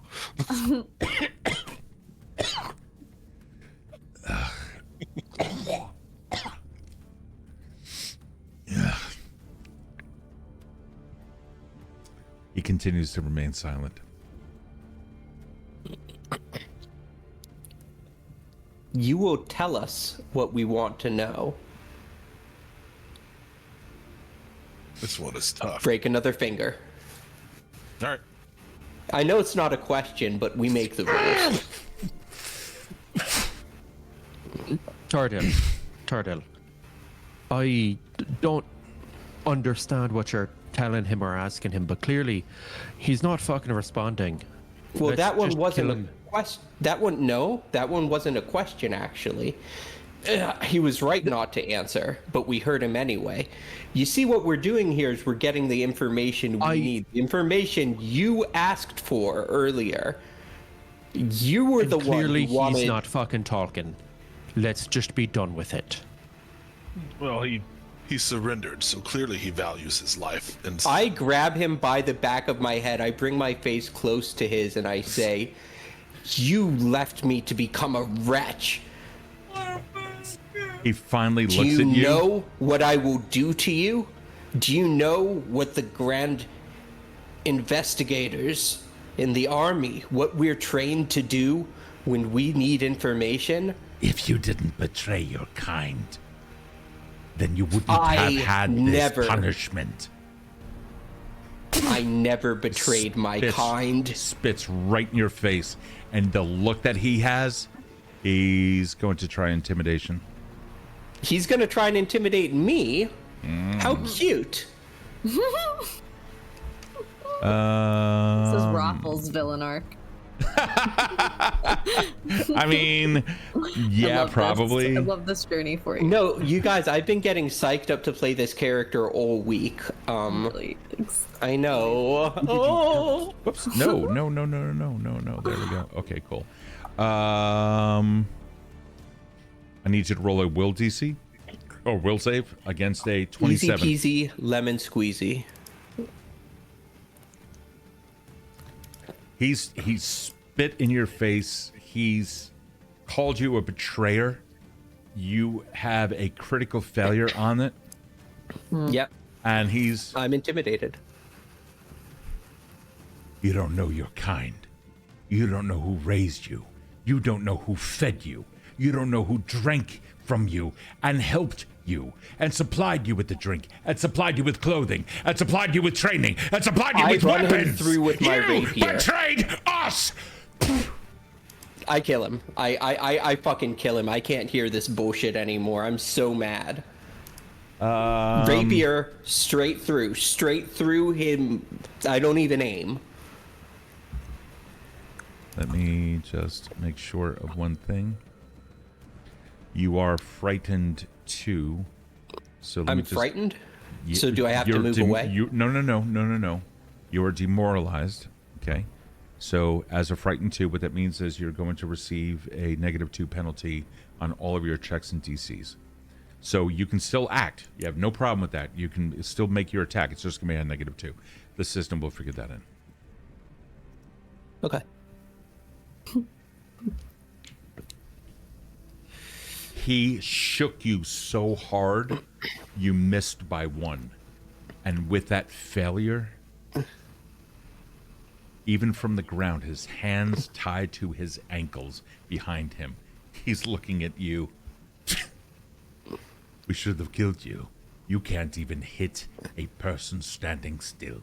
You were nothing, and you would have served us better as a wretch. I walk away from him. Do what you will, Tess.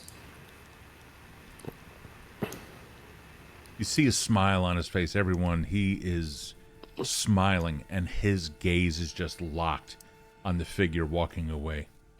As he is gazing, I want to pick him up, Okay. like by the ropes to where he's facing Tess, and I'll put my right hand under his jaw. Whether he understands me or not, I'm just gonna say, "I told you I'd have your head." And I'm going to pull up on his jaw real tight and let Tess say whatever she's gonna say, like I'm about to rip his head off. Listen, I don't think that we understand each other, but at least on a verbal language level. But I think you understand what pain is, given the sounds that you're struggling to make. Pull harder after he spits. Give me an athletics check. It's going to go against his fortitude. Okay. You want to beat a 29. Ooh, that's a big athletics check.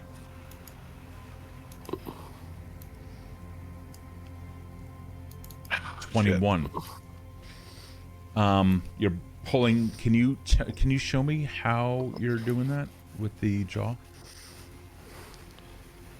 I imagine that my hand is kind of like coming up from behind him as he's on his knees, and I'm holding his jaw from the chin, and I'm just pulling up.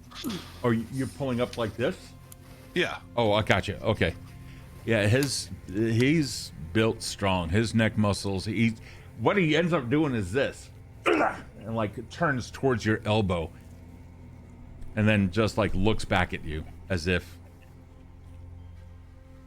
You know what? He's gonna try to demoralize on you. Okay. When he looks at you, it's just a like he's back. He looks back over at Tor'Dil, locks gaze. Even your friends are as weak as you. I am going to begin investigating a subject. Okay. So I am officially opening up an investigation, and what that actually means is that I get some bonuses to certain things. For example, just do it. Just do it, and then describe the effects. Right. Well, after I cooled off and looted the rest of the corpses during the cooling off period, I come right back, and I realize he accused me of something, and I didn't. Stay in character, buddy. Let's hear it directly from the character's mouths. Let's see what happens. I never betrayed my people. Who told you this? We work for the people that you... Do you want to answer to your question? Or are you just in this to hear yourself? Do you want an answer to your question, investigator? I take out the rapier. This is why you suck as an investigator! This is why you are off... You're gonna do a point of damage to his other ear. You take it? Oh, do I? Oh, I thought I heard you say you take his other ear. Oh no, I take out the rapier and I cut his fucking dick off. Oh, so you all right, you Yeah, I'm yeah, no. Sorry. Damn. But not sorry. okay. It's a little bit of work, but nonetheless, you undo his pants, you put down the rapier, you undo his pants, you pull it down, and you do the unimaginable torture. He screams out in pain, and then smiles. Listen, I don't know what the two of you have between each other, but He's dead. His body It's over goes now. limp, and you're all smelling sulfurous fumes coming off of his body. we should get away from the body. Yes. I take 2 steps back and I throw his. No. I want that. Thank you.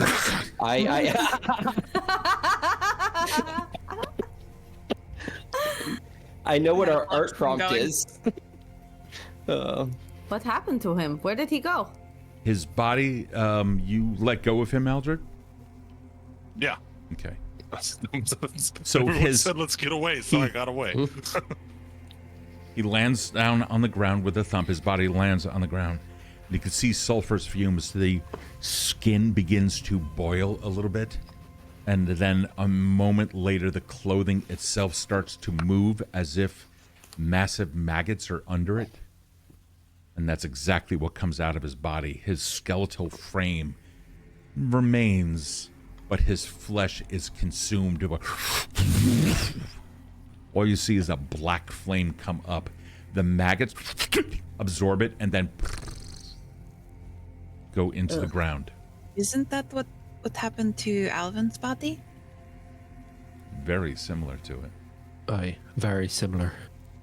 I suspect we'll be seeing him again. And that's where we will end this. Oh, shit. Oh my gosh, we're all so stinky.